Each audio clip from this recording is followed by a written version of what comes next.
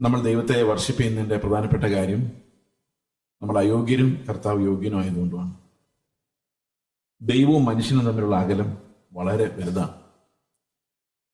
നമ്മൾ കർത്താവിനെ ഓരോ നിമിഷം അറിയും തോറും നമ്മൾ എത്ര കുറവുള്ളവരാണ്, എത്ര തികവില്ലാത്തവരാണ്, എത്ര ദുഷ്ടന്മാരാണെന്നാണ് നമുക്ക് അടുത്തടുത്ത് ചെല്ലും തോറും അറിഞ്ഞറിഞ്ഞു വരുന്നത്. പൗലോസ് ഓരോ നിമിഷം ചെല്ലും തോറും കർത്താവിന്റെ മുമ്പിലുള്ള പൗലോസിന്റെ ആ നിൽപ്പ് കൂടുതൽ കൂടുതൽ അവനെ വിനയാന്വിതനാക്കുകയും, ആദ്യമൊക്കെ ശ്രേഷ്ഠ അപ്പോസ്തലന്മാരിൽ ഒട്ടും കുറഞ്ഞവനല്ല എന്ന് പറഞ്ഞ് അധികാരത്തോടെ സംസാരിച്ച കൊരിന്തി ലേഖനത്തിൽ സംസാരിച്ച പൗലോസ് എഫെസസിലെ ലേഖനത്തിലേക്ക് വരുമ്പോഴേക്കും വിശുദ്ധന്മാരിൽ ഏറ്റവും ചെറിയവനെന്നും, തിമോഥെയോസിന്റെ ലേഖനത്തിലേക്ക് വരുമ്പോഴേക്കും പാപികളിൽ ഒന്നാമനെന്നും പറയുന്ന അവസ്ഥയിലേക്ക് പൗലോസ് കർത്താവിനെ അറിഞ്ഞു എന്നുള്ളതാണ്. നമ്മൾ കർത്താവിനെ അറിയുന്തോറും അവന്റെ മഹത്വം എത്ര വലുതെന്ന് നമ്മൾ തിരിച്ചറിഞ്ഞുകൊണ്ടിരിക്കും. സ്വർഗത്തിൽ ചെല്ലുമ്പോൾ നമ്മൾ നിത്യമായ ഒരു ആരാധനയിലൂടെ ആയിരിക്കും കടന്നു പോകുന്നത് നമുക്കറിയാം. ആ ആരാധന ദൈവത്തിന്റെ പ്രസൻസ് ഡിമാൻഡ്സ് വർഷിപ്പ്. ദൈവം ആരെന്നുള്ളത്, ദൈവത്തിന്റെ യോഗ്യതകൾ, അത് നമ്മളെ എപ്പോഴും വർഷിപ്പ് ചെയ്യുന്നവരാക്കുന്നു. നമുക്ക് ഒരു നിമിഷം കണ്ണുകളടച്ച യോഗ്യനായ കർത്താവിനെ നമുക്ക് അധരങ്ങൾ കൊണ്ട് സ്തുതിക്കാം, സ്തോത്രം ചെയ്യാം. ഞങ്ങളുടെ സ്വർഗസ്ഥ പിതാവേ, അങ്ങയുടെ പുത്രനെ ഞങ്ങൾക്ക് തരുവാൻ മാത്രം ഞങ്ങളോട് കരുണ കാണിച്ചതിനായി സ്തോത്രം. അയോഗ്യരും അനുസരണയില്ലാത്തവരും നരകത്തിൽ തള്ളിക്കളയാനല്ലാതെ ഒന്നിനും കൊള്ളാത്തവരുമായിരുന്ന ഞങ്ങളോട് കരുണ കാണിച്ചതിനായി സ്തോത്രം. ദൂതന്മാർ വീണുപോയപ്പോഴും അവരെ രക്ഷിക്കാൻ ചെല്ലാതിരുന്ന കർത്താവ്, അവനേക്കാൾ താഴ്ന്ന മനുഷ്യൻ വീണുപോയപ്പോൾ ആ മനുഷ്യനെ രക്ഷിക്കാൻ വേണ്ടി ഈ മണ്ണിൽ ഇറങ്ങി വന്ന് വിയർത്ത് ദാഹിച്ച് രക്തമൊഴുക്കി മരിക്കുവാൻ തക്കവണ്ണം, എന്നെ അന്വേഷിച്ച് മരുഭൂമിയിലൂടെ നടക്കുവാൻ തക്കവണ്ണം, എന്നെ വിളിക്കുവാൻ തക്കവണ്ണം കർത്താവെ നീ എന്നെ സ്നേഹിച്ചതിനായി സ്തോത്രം. ദൈവമേ, ഞാൻ ഇന്ന് അങ്ങേ നോക്കുമ്പോൾ അങ്ങ് മാത്രം നീതിമാനും വിശുദ്ധനും തികഞ്ഞവനും തേജസ്കരിക്കപ്പെട്ടവനുമായിട്ട് കാണുന്നു. ഞങ്ങൾ അങ്ങയുടെ മുമ്പിൽ നിൽക്കാൻ പോലും യോഗ്യരല്ലാത്തവരായിരിക്കുന്നു. കർത്താവെ, അങ്ങയുടെ അടിപ്പിണരുകളാൽ ഞങ്ങൾ സൗഖ്യം പ്രാപിച്ചിരിക്കുന്നു. അങ്ങയുടെ യോഗ്യതകളാൽ ഞങ്ങളെ യോഗ്യരും എണ്ണിയിരിക്കുന്നു. അങ്ങയുടെ പുത്രത്വം നീ ഞങ്ങൾക്ക് നൽകിയിരിക്കുന്നു. അവിടുന്ന് കൊണ്ട ഓരോ അടിയും കർത്താവെ ഞങ്ങളുടെ പാപങ്ങളെ മോചിച്ചു. അവിടുത്തെ രക്തം എന്നേക്കുമായി ഞങ്ങളെ അവകാശികളാക്കി മാറ്റി. പുതിയ നിയമത്തിന്റെ രക്തമായി ഞങ്ങൾക്കായി എന്നേക്കുമായിട്ട് അർപ്പിച്ചു. കർത്താവെ, ഞങ്ങൾ ദൈവമക്കളായതും ദൈവമേ അങ്ങയുടെ മുഖത്ത് നോക്കി അങ്ങേ ആരാധിക്കുവാൻ വിശുദ്ധ മന്ദിരത്തിൽ, കർത്താവെ, ആ നിത്യമായ വിശുദ്ധ മന്ദിരത്തിൽ എന്നേക്കും പ്രവേശിക്കുവാൻ, എപ്പോഴും പ്രവേശിക്കാനുള്ള അവകാശം ഞങ്ങൾക്ക് തന്നത് ഞങ്ങളുടെ യോഗ്യതയല്ല കർത്താവെ, അങ്ങയുടെ യോഗ്യത മാത്രമാണ്. ഞങ്ങൾ കൊള്ളേണ്ട അടികളെല്ലാം അവിടെ നിന്നാണ് കൊണ്ടത്. കർത്താവെ, ഞങ്ങളുടെ ശിക്ഷ അങ്ങയുടെ മേലായി. ഞങ്ങൾക്ക് വേണ്ടി തകർക്കപ്പെടുവാൻ തക്കവണ്ണം ഞങ്ങളുടെ അങ്ങേക്ക് സ്നേഹം തോന്നി. കുഞ്ഞാടിന്റെ യോഗ്യതകളാൽ കർത്താവെ ഞങ്ങൾ അങ്ങയുടെ സന്നിധിയിലേക്ക് പ്രവേശിക്കാൻ തക്കവണ്ണം അങ്ങയുടെ മക്കളായി അവകാശികളാക്കി ഞങ്ങളെ വേർതിരിച്ചതിനായിട്ട് സ്തോത്രം. ഞങ്ങളങ്ങെ മഹത്വപ്പെടുത്തുന്നു, ആരാധിക്കുന്നു. അങ്ങ് മാത്രം യോഗ്യനെന്ന് ഞങ്ങൾ കൺഫസ് ചെയ്യുന്നു. കർത്താവായ യേശുക്രിസ്തുവിന്റെ നാമത്തിൽ തന്നെ. നമുക്ക് ഗിരിപ്രഭാഷണത്തിന്റെ പഠനത്തിലേക്ക് നമുക്ക് പ്രവേശിക്കാം. ഇത് പ്രസംഗിക്കാണ് ഏറ്റവും പാട്. അതിനൊന്നാമത്തെ കാര്യം, ഇത് ഞാൻ അനുസരിക്കുന്ന കാര്യമല്ല എന്നുള്ളതാണ്. സാധാരണ ഇത് നിങ്ങൾ എല്ലായിടത്തും കേട്ടിട്ടുള്ളത്, ഞാൻ അനുസരിക്കുന്നത് മാത്രമേ പ്രസംഗിക്കൂ, ഞാൻ ചെയ്യുന്നത് മാത്രമേ പ്രസംഗിക്കൂ. നമ്മൾ എല്ലായിടത്തും കേട്ടിട്ടുണ്ട്. മഹാത്മാഗാന്ധി പറഞ്ഞത്, ഞാൻ ചെയ്ത എന്റെ ജീവിതം തന്നെയാണ് എന്റെ സന്ദേശം. ഞാൻ നോക്കിയിട്ട് എന്റെ ജീവിതം ഒന്നും അങ്ങനെ സന്ദേശമായിട്ട് പറയാൻ മാത്രമൊന്നുമില്ല. അപ്പൊ നിങ്ങൾ വിളിക്കുക, വിചാരിക്കുക ഇയാൾ എന്തിനാ ഇവിടെ നിന്ന് പ്രസംഗിക്കുന്നത്? ശരിക്കും ഈ ക്രിസ്ത്യൻ നീതി എന്ന് പറയുന്നത് ഒരു മനുഷ്യൻ ചെയ്ത നീതിയല്ല, ക്രിസ്തു ചെയ്ത നീതിയാണ്. ക്രിസ്തുവിന്റെ നീതി ഉദ്ഘോഷിക്കാനാണ് ഞാൻ വന്നത്, എന്റെ നീതിയെക്കുറിച്ച് പറയാനല്ല. നമ്മൾ ഇത് പറയുമ്പോൾ, ഗിരിപ്രഭാഷണത്തെ കുറിച്ച് പ്രസംഗിക്കുമ്പോൾ നമ്മളെല്ലാം ഒരുപോലെയാണ്. ദൈവത്തിന്റെ നീതിയെക്കുറിച്ച് പറയുമ്പോൾ എന്റെ മുമ്പിൽ ഇരിക്കുന്നവനും ഞാനും തമ്മിലൊരു വ്യത്യാസവുമില്ല. കാരണം നമ്മളെല്ലാവരും ആ നീതിയോട് അകന്നവരും അനുസരിക്കാത്തവരും അനുസരിക്കാൻ കഴിയാത്തവരുമാണ്. പലപ്പോഴും ആൾക്കാർ പറയാറുണ്ട്, ഞാൻ ചെയ്തതാണ് ഞാൻ പ്രസംഗിക്കുന്നു പറയുമ്പോൾ എന്താ പ്രോബ്ലം എന്നറിയാം? പ്രോബ്ലം അദ്ദേഹത്തിന്റെ നീതിയാണിത്. ഒരു എക്സാമ്പിൾ പറഞ്ഞു. ചിലപ്പോൾ നിങ്ങൾ ഇങ്ങനെ കേട്ടിട്ടുണ്ടാവും, നിങ്ങളെല്ലാവരും വിശുദ്ധ ജീവിതം നയിച്ചാലേ സ്വർഗത്തിൽ പോകുള്ളൂ. സത്യമാണ്. പക്ഷെ ഒരു പ്രോബ്ലം ഉണ്ട്. നിങ്ങൾ തിരിച്ചാ പാസ്റ്ററോട്, നിങ്ങൾ വിശുദ്ധ ജീവിതമാണോ നയിക്കുന്നതെന്ന് ചോദിച്ചു കഴിഞ്ഞാൽ, അദ്ദേഹം ആണെന്ന് പറഞ്ഞാൽ പ്രശ്നമേ, അല്ലെന്ന് പറഞ്ഞാലും പ്രശ്നമേ. ആണെന്ന് പറഞ്ഞാൽ ഇനി സ്വർഗത്തിൽ പോകാൻ ആരെ പോലെ ആയാൽ മതി? ആ പാസ്റ്ററെ പോലെ ആയാൽ മതി. കാരണം പുള്ളി വിശുദ്ധനായ സ്വർഗത്തിൽ പോവാണ്. അനുസരിക്കുന്നില്ല എന്ന് പറഞ്ഞാൽ പിന്നെ പുള്ളിയുടെ നമ്മൾ ഉപദേശിക്കാനുള്ള അവകാശവുമില്ല. എന്റെ പ്രശ്നം മനസ്സിലായി? അപ്പോൾ ഈ ഗിരിപ്രഭാഷണം പ്രസംഗിക്കുക എന്ന് പറയുന്നത് വലിയ പാടാണ്. അപ്പൊ ഇതിനകത്ത് ഓരോ കാര്യങ്ങൾ പറയുമ്പോഴും നിങ്ങൾ എന്നോട് ചോദിക്കുന്നത് നിങ്ങൾ ചെയ്യുന്നുണ്ടോ എന്ന് ചോദിച്ചു കഴിഞ്ഞാൽ ആകെ പ്രശ്നമാണ്. അതുകൊണ്ട് ഈ പ്രസംഗം ഏത് ഒരു ഉപദേശിയെ സംബന്ധിച്ചും ഏറ്റവും ടഫായിട്ടുള്ള കാര്യമാണെന്ന് ഞാൻ വിചാരിക്കുന്നു. അതുകൊണ്ട് ദൈവത്തിന്റെ കൃപയാൽ നമുക്കിത് തുടങ്ങി അവസാനിപ്പിക്കാൻ ദൈവം കൃപ നൽകട്ടെ എന്ന് പ്രാർത്ഥിക്കാം. ഈ ഗിരിപ്രഭാഷണത്തിന്റെ ഒരു പ്രത്യേകത എന്ന് പറയുന്നത് ഇതുവരെയും, അതായത് ഗിരിപ്രഭാഷണത്തിലൂടെ കർത്താവിന്റെ പഠിപ്പിക്കൽ ആദ്യത്തെ പഠിപ്പിക്കലാണ് നമ്മൾ മത്തായിയുടെ 5 കാണുന്നത്. അതിനു മുമ്പ് യേശു കർത്താവിന്റെ പഠിപ്പിക്കൽ നമ്മൾ കാണുന്നില്ല. ആദ്യത്തെ പഠിപ്പിക്കലായിട്ടാണ് ഈ മത്തായിയുടെ സുവിശേഷം വായിക്കുമ്പോൾ നമുക്ക് മനസ്സിലാവും. നമുക്ക് തന്നിട്ടുള്ള ആദ്യത്തെ പഠിപ്പിക്കലാണ്. ശിഷ്യന്മാരുടെയൊക്കെ എന്തെങ്കിലുമൊക്കെ പറഞ്ഞിട്ടുണ്ടാവും. ഈ പഠിപ്പിക്കൽ, അതായത് കർത്താവ് പഠിപ്പിച്ച പഠിപ്പിക്കൽ ഒരു വലിയ റെവല്യൂഷനാണ്, ഒരു വലിയ വിപ്ലവമാണ്. കാരണം അതുവരെയും മനുഷ്യന്റെ നീതിയാണ് എല്ലായിടത്തും പ്രസംഗിക്കപ്പെട്ടത്. ലോകം മുഴുവൻ മനുഷ്യന്റെ നീതിയാണ് പ്രസംഗിക്കപ്പെട്ടത്. ദൈവത്തിന്റെ നീതി വെളിപ്പെട്ട് വരുന്നത് യേശുക്രിസ്തുവിലൂടെയാണ്. അതുവരെ നമുക്ക് ദൈവത്തിന്റെ നീതിയെക്കുറിച്ച് അറിവില്ല. അതുകൊണ്ട് പഴയ നിയമം നമ്മൾ ഉപരിപ്ലവമായി വായിച്ചാൽ, പുറമേ ഉള്ളത് വായിച്ചാൽ, അവിടെ ദൈവം ഒരു ക്രൂരനായ ആളായിട്ടും കുഞ്ഞുങ്ങളെ വരെ കൊന്നുകളയുന്ന ആളായിട്ടും ഒരു ഇസ്രായേലിനെ മാത്രം സ്നേഹിക്കുകയും ബാക്കി ആരെ സ്നേഹിക്കാതിരിക്കുകയും ചെയ്യുന്ന ഒരാളായിട്ടും ഒക്കെ കാണുന്നു. തന്നെയല്ല, ദൈവത്തിന്റെ ഏറ്റവും വലിയ ക്വാളിറ്റി സ്നേഹമാണെന്ന് കണ്ടുപിടിക്കണമെങ്കിൽ അത് മുഴുവൻ അരിച്ചു പറയ്ക്ക് നോക്കണം. അപ്പൊ ദൈവം ആരാണെന്നുള്ളതിനെ കുറിച്ച് ഒരു ഭാഗികമായ ചിത്രം മാത്രമേ നമുക്ക് യേശുക്രിസ്തു പിതാവിനെ വെളിപ്പെടുത്തുന്നവരെ ഉണ്ടായിരുന്നുള്ളൂ. എന്നാൽ യേശുക്രിസ്തു എപ്പോഴാണോ പിതാവിനെ വെളിപ്പെടുത്തിയത്, അപ്പോഴാണ് നമുക്ക് മനസ്സിലായത് കർത്താവ് എത്ര വലിയ സ്നേഹമാണ്. ദൈവത്തിന്റെ സ്വഭാവം തന്നെ മനുഷ്യനോടുള്ള സ്നേഹമാണ് എന്ന് നമ്മൾ മനസ്സിലാക്കുന്ന യേശുക്രിസ്തുവിലൂടെയാണ്. അപ്പൊ ദൈവത്തിന്റെ നീതിയുടെ വെളിപ്പാട്, ദൈവം എന്താഗ്രഹിക്കുന്നു എന്നുള്ളതിന്റെ വെളിപ്പാട് മാത്രം, അതാണ് ഈ ഗിരിപ്രഭാഷണം എന്ന് പറയുമ്പോൾ തന്നെ ദൈവരാജ്യത്തിന്റെ നിയമങ്ങൾ കൂടിയാണിത്.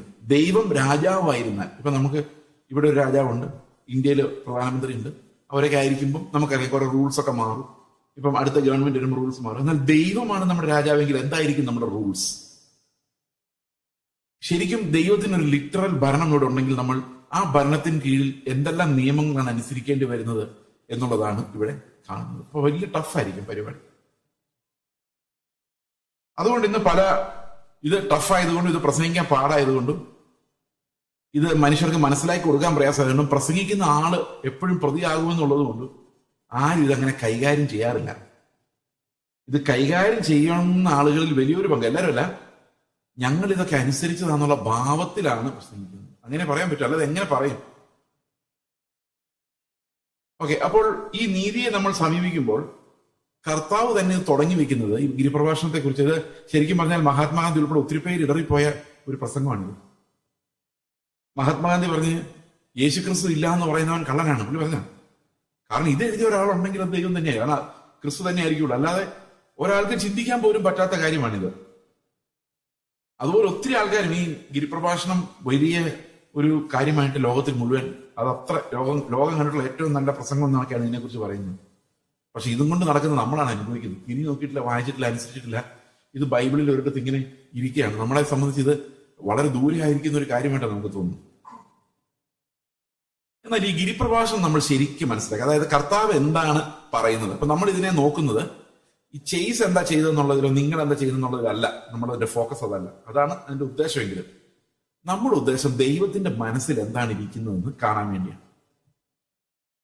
V are trying to look at the heart of God. ദൈവം എന്താണ് ഈ ഗിരിപ്രഭാഷണത്തിലൂടെ, അല്ലെ ദൈവത്തിന്റെ നീതിയുടെ പ്രസന്റേഷനിലൂടെ നമുക്ക് മനസ്സിലാക്കി തരാൻ ആഗ്രഹിക്കുന്നത്, എന്താണ് ദൈവത്തിന്റെ ഹൃദയം എന്ന് നമുക്ക് ചിന്തിക്കാം. ഇവിടെ ഈ 5-ാം അധ്യായത്തിലേക്ക് വരുമ്പോൾ അവിടെ അപ്പൊ യേശുക്രിസ്തു അനേകം പ്രാവശ്യം പ്രസംഗിച്ചിട്ടുണ്ട്. പക്ഷെ ഇതാണ് നമുക്ക് ആദ്യം അവൈലബിൾ ആവുന്ന കാര്യം. കാരണം ഗലീലിലൊക്കെ ഒത്തിരി ചർച്ച, സിനഗോഗുകളിലൊക്കെ കർത്താവ് ഓൾറെഡി പ്രസംഗിച്ചിരുന്നു, കർത്താവ് സുവിശേഷം പറയുന്നുണ്ടായിരുന്നു. എന്നാൽ 5-ാം അധ്യായത്തിലേക്ക് വരുമ്പോൾ നമുക്ക് ഈ കർത്താവിന്റെ ടീച്ചിങ്സിന് ഒരു ക്രോഡീകരിച്ച രീതിയിൽ നമുക്ക് ലഭിക്കാം. ഇവിടെ പറയുന്ന, അവൻ പുരുഷാരത്തെ കണ്ടാരെ മലമേൽ കയറി, അവൻ ഇരുന്ന ശേഷം ശിഷ്യന്മാരടുക്കൽ വന്നു, അവൻ തിരുവായി മൊഴിഞ്ഞ് അവരോട് ഉപദേശിച്ച് എന്തെന്നാൽ. അപ്പോൾ ഇത് പുരുഷാരോടുണ്ട്, ശിഷ്യന്മാരടുത്തുണ്ട്. അപ്പം കർത്താവിനെ ദൂരെ നിന്ന് കേൾക്കുന്നവരുണ്ട്, അടുത്തുനിന്ന് കേൾക്കുന്നവരുണ്ട്. എനിക്ക് തോന്നുന്നത് എല്ലാ സന്ദർഭത്തിലും കറക്റ്റാണ്. ഈ നീതിയും അങ്ങനെ തന്നെയാണ്. ഈ നീതി ദൂരത്തുനിന്ന് കേൾക്കുമ്പോൾ നമുക്ക് ടെക്സ്റ്റ് ബുക്ക് പോലെ തോന്നും. എന്നാൽ അടുത്തു നിന്ന് കേൾക്കുമ്പോഴാണ് നമ്മളെ ചലഞ്ച് ചെയ്യുന്നത്, വെല്ലുവിളിക്കുന്നത്. ഇതെന്താണ്, ഇങ്ങനെ എങ്ങനെ ജീവിക്കാൻ പറ്റും എന്നൊരു വെല്ലുവിളിയിലേക്ക് നമ്മൾ വരുന്നത്. അവൻ തിരുവായി മൊഴിഞ്ഞ അവരുടെ ഉപദേശം എന്തെന്നാൽ, നമ്മൾ ആദ്യത്തെ ഒരു 11 വാക്യങ്ങൾ നമ്മൾ വായിക്കുമ്പോൾ ഇതിനെ ഭാഗ്യവർണ്ണനകൾ എന്നാണ് പറയുന്നത്. ഭാഗ്യവർണ്ണനകൾ, ഫസ്റ്റ് 11 വേഴ്സസ് ഭാഗ്യവർണ്ണനകൾ അല്ലെങ്കിൽ ബിയാറ്റിറ്റ്യൂഡ്സ് എന്ന വാക്കാണ് ഉപയോഗിക്കുന്നത്. ഈ ഭാഗ്യവർണ്ണനകൾ എന്ന് പറഞ്ഞു കഴിഞ്ഞാൽ ആരാണ് യഥാർത്ഥത്തിൽ ഭാഗ്യവാൻ എന്നുള്ള വെളിപ്പെടുത്തലാണ് നമ്മൾ കാണുന്നത്. നമ്മൾ ഭൂമിയിലേക്ക് നോക്കുമ്പോൾ ഒത്തിരി ഭാഗ്യവാന്മാരെ കാണുന്നുണ്ടല്ലേ? നിങ്ങൾ ഒത്തിരി ഭാഗ്യവാന്മാരെ കാണുന്നുണ്ടാവല്ലോ. അവന്റെയൊക്കെ ഒരു ഭാഗ്യം കേട്ടിട്ടില്ലേ? പക്ഷെ നമുക്കതില്ല, നമുക്ക് അങ്ങനെ ഒരു ഭാഗ്യം. അപ്പൊ എല്ലാവരും ഭാഗ്യത്തെ കുറിച്ച് സംസാരിക്കുന്നു. പക്ഷെ ഇത് ശരിക്കും ഭാഗ്യം എന്നുള്ളതിനേക്കാൾ ലക്ക് എന്നുള്ള അർത്ഥത്തിലല്ല, ഇത് ബ്ലസ്സഡ്നെസ് എന്നുള്ള അർത്ഥത്തിലാണ്. അതായത് ദൈവത്തിന്റെ അനുഗ്രഹം എന്ന വലിയ ഭാഗ്യം ലഭിച്ചവർ. So blessedness, blessed are those who are poor. ആരാണോ ദരിദ്രരായിരിക്കുന്നത് അവർ അനുഗ്രഹിക്കപ്പെട്ടവരാണ്, ബ്ലസ്ഡ് ആണ്, ഭാഗ്യവാന്മാരാണ്. ഇതിനകത്ത് ഏറ്റവും പ്രധാനപ്പെട്ട ഒരു വാക്ക് ഈ ആത്മാവിലെ ദാരിദ്ര്യം എന്ന വാക്കാണ്. ഈ ആത്മാവിലെ ദാരിദ്ര്യമാണ് ഞാൻ ആദ്യം നിങ്ങളോട് പറഞ്ഞത്. അപ്പൊ ഇത് വായിക്കുന്ന ആൾക്കാര്, ഇത് പ്രസംഗിക്കുന്ന ആൾക്കാരെല്ലാം ആദ്യം പരിശീലിക്കേണ്ടത്, മനസ്സിലാക്കേണ്ടത്, ഇത് ആത്മീക ദാരിദ്ര്യം നമ്മളിൽ എന്തുമാത്രം ഉണ്ടെന്ന് കാണിക്കുന്ന ഒരു പ്രസംഗമാണ്. അപ്പൊ നമ്മൾ ആത്മീകമായിട്ട് എത്ര ദരിദ്രന്മാരാണ്. എന്താണ് ഈ ആത്മീക ദാരിദ്ര്യം എന്ന് പറയുന്നത്? ഈ ദാരിദ്ര്യം എന്നുള്ള ഗ്രീക്ക് വാക്കിന്റെ യഥാർത്ഥ അർത്ഥം, ഇവിടെ ഉപയോഗിച്ചിരിക്കുന്ന വാക്കിന്റെ യഥാർത്ഥ അർത്ഥം നടു ഒടിഞ്ഞ അവസ്ഥ എന്നാണ്. അതായത് കൂഞ്ഞു നടക്കുക, വയ്യാതെ. അപ്പം നീതി സംബന്ധമായി ദൈവത്തിന് മുമ്പിൽ ആത്മസംബന്ധമായി നടു ഒടിഞ്ഞ അവസ്ഥയിൽ ഇരിക്കുന്നവർ ഭാഗ്യവാന്മാർ എന്ന് പറയുന്നത്. സ്വയം ഒന്ന് എഴുന്നേറ്റ് നടക്കാൻ പോലും പറ്റാത്ത, നമ്മുടെ ദാരിദ്ര്യം കൊണ്ട് നടു ഒടിഞ്ഞു എന്ന് പറയുന്ന പോലെ. അതായത് ഈ എക്സ്ട്രീം പോവർട്ടി, നമുക്ക് ചിന്തിക്കാൻ പറ്റാത്ത ദാരിദ്ര്യം. ഈ ദാരിദ്ര്യം എന്ന് പറയുന്നത് ആർക്ക് വന്നിട്ടുണ്ടോ, സ്പിരിച്വൽ പോവർട്ടി ആർക്ക് വന്നിട്ടുണ്ടോ അവർ ഭാഗ്യവാന്മാർ. Blessed are those who R spiritually poor. ഈ സ്പിരിച്വൽ പോവർട്ടി എന്ന് പറയുന്നത് അത്ര എളുപ്പമുള്ള ഒരു കാര്യമല്ല. നമ്മൾ വിചാരിച്ചാൽ അത് വരികയുമില്ല.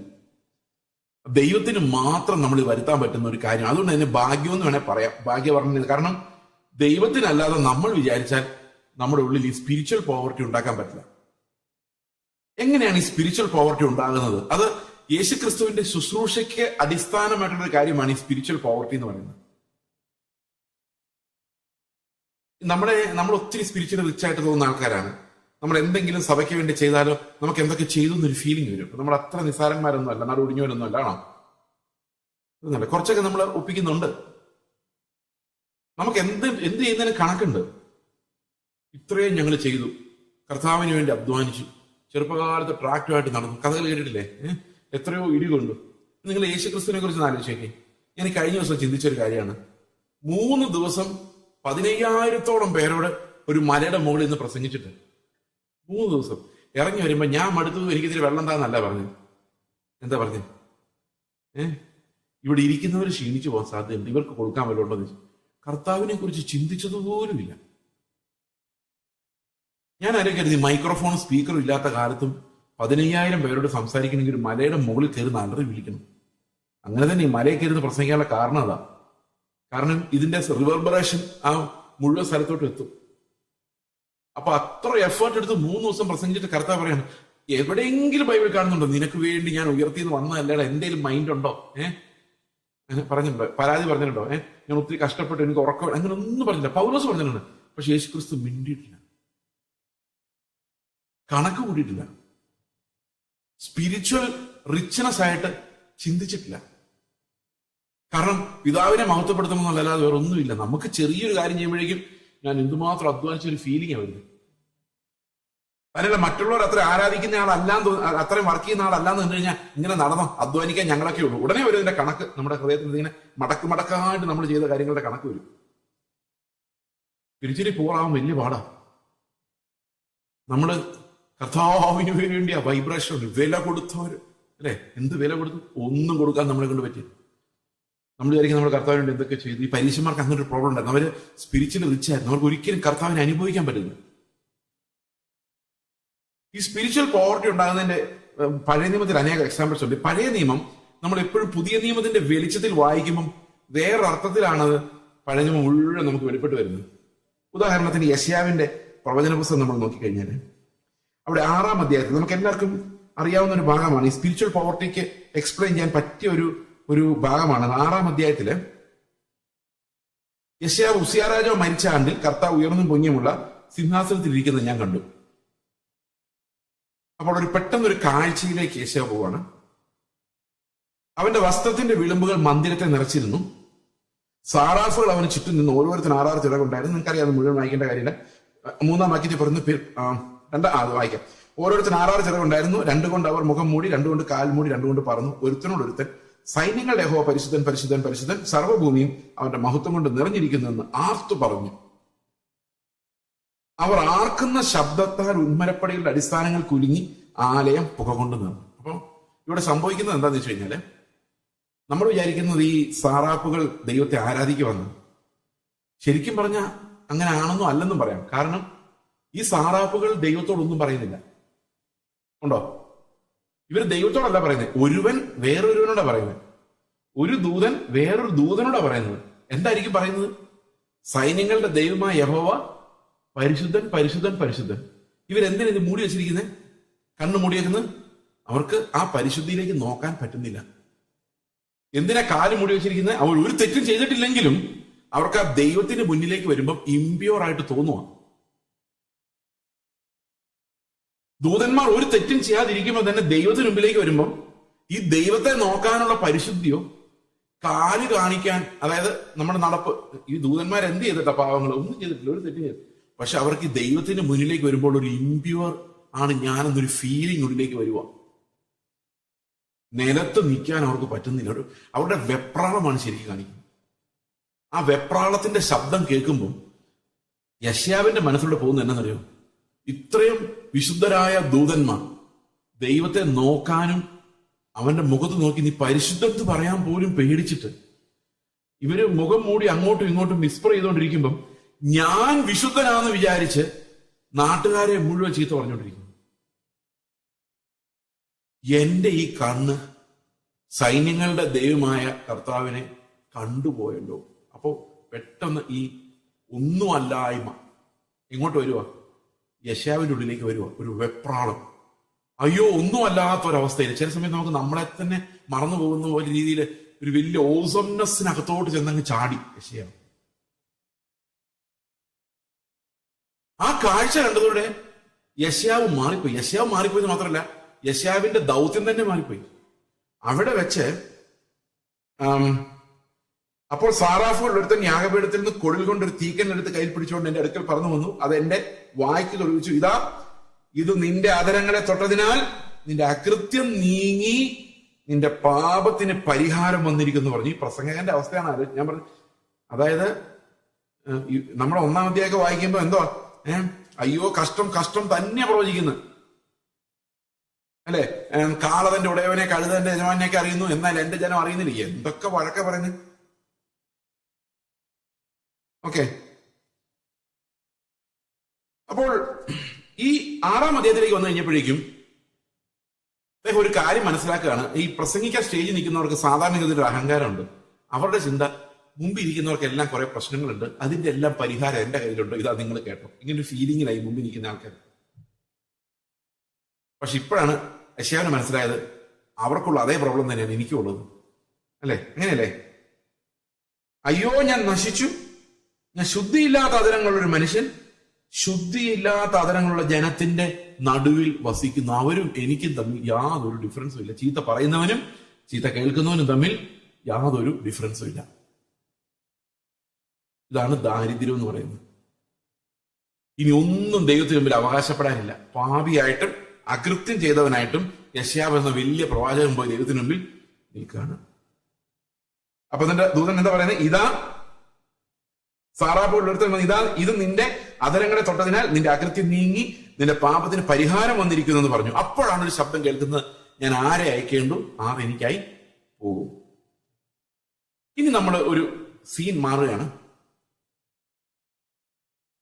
ഈ ഉസ്സിയാ രാജാവ് മരിച്ച ആണ്ടിലെ സിംഹാസനത്തിൽ ഇരിക്കുന്നത് ആരായിരുന്നു? പിതാവാണോ പുത്രനോ?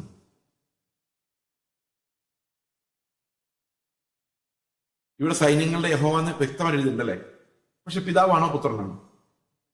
യോഹന്നാൻ പറയുന്നത് പുത്രനാണ്. യോഹന്നാന്റെ സുവിശേഷം 12-ാം അധ്യായത്തിന്റെ 37-ാം വാക്യം വായിച്ച്. യോഹന്നാൻ 12-ാം അധ്യായത്തിന്റെ 37-ാം വാക്യം.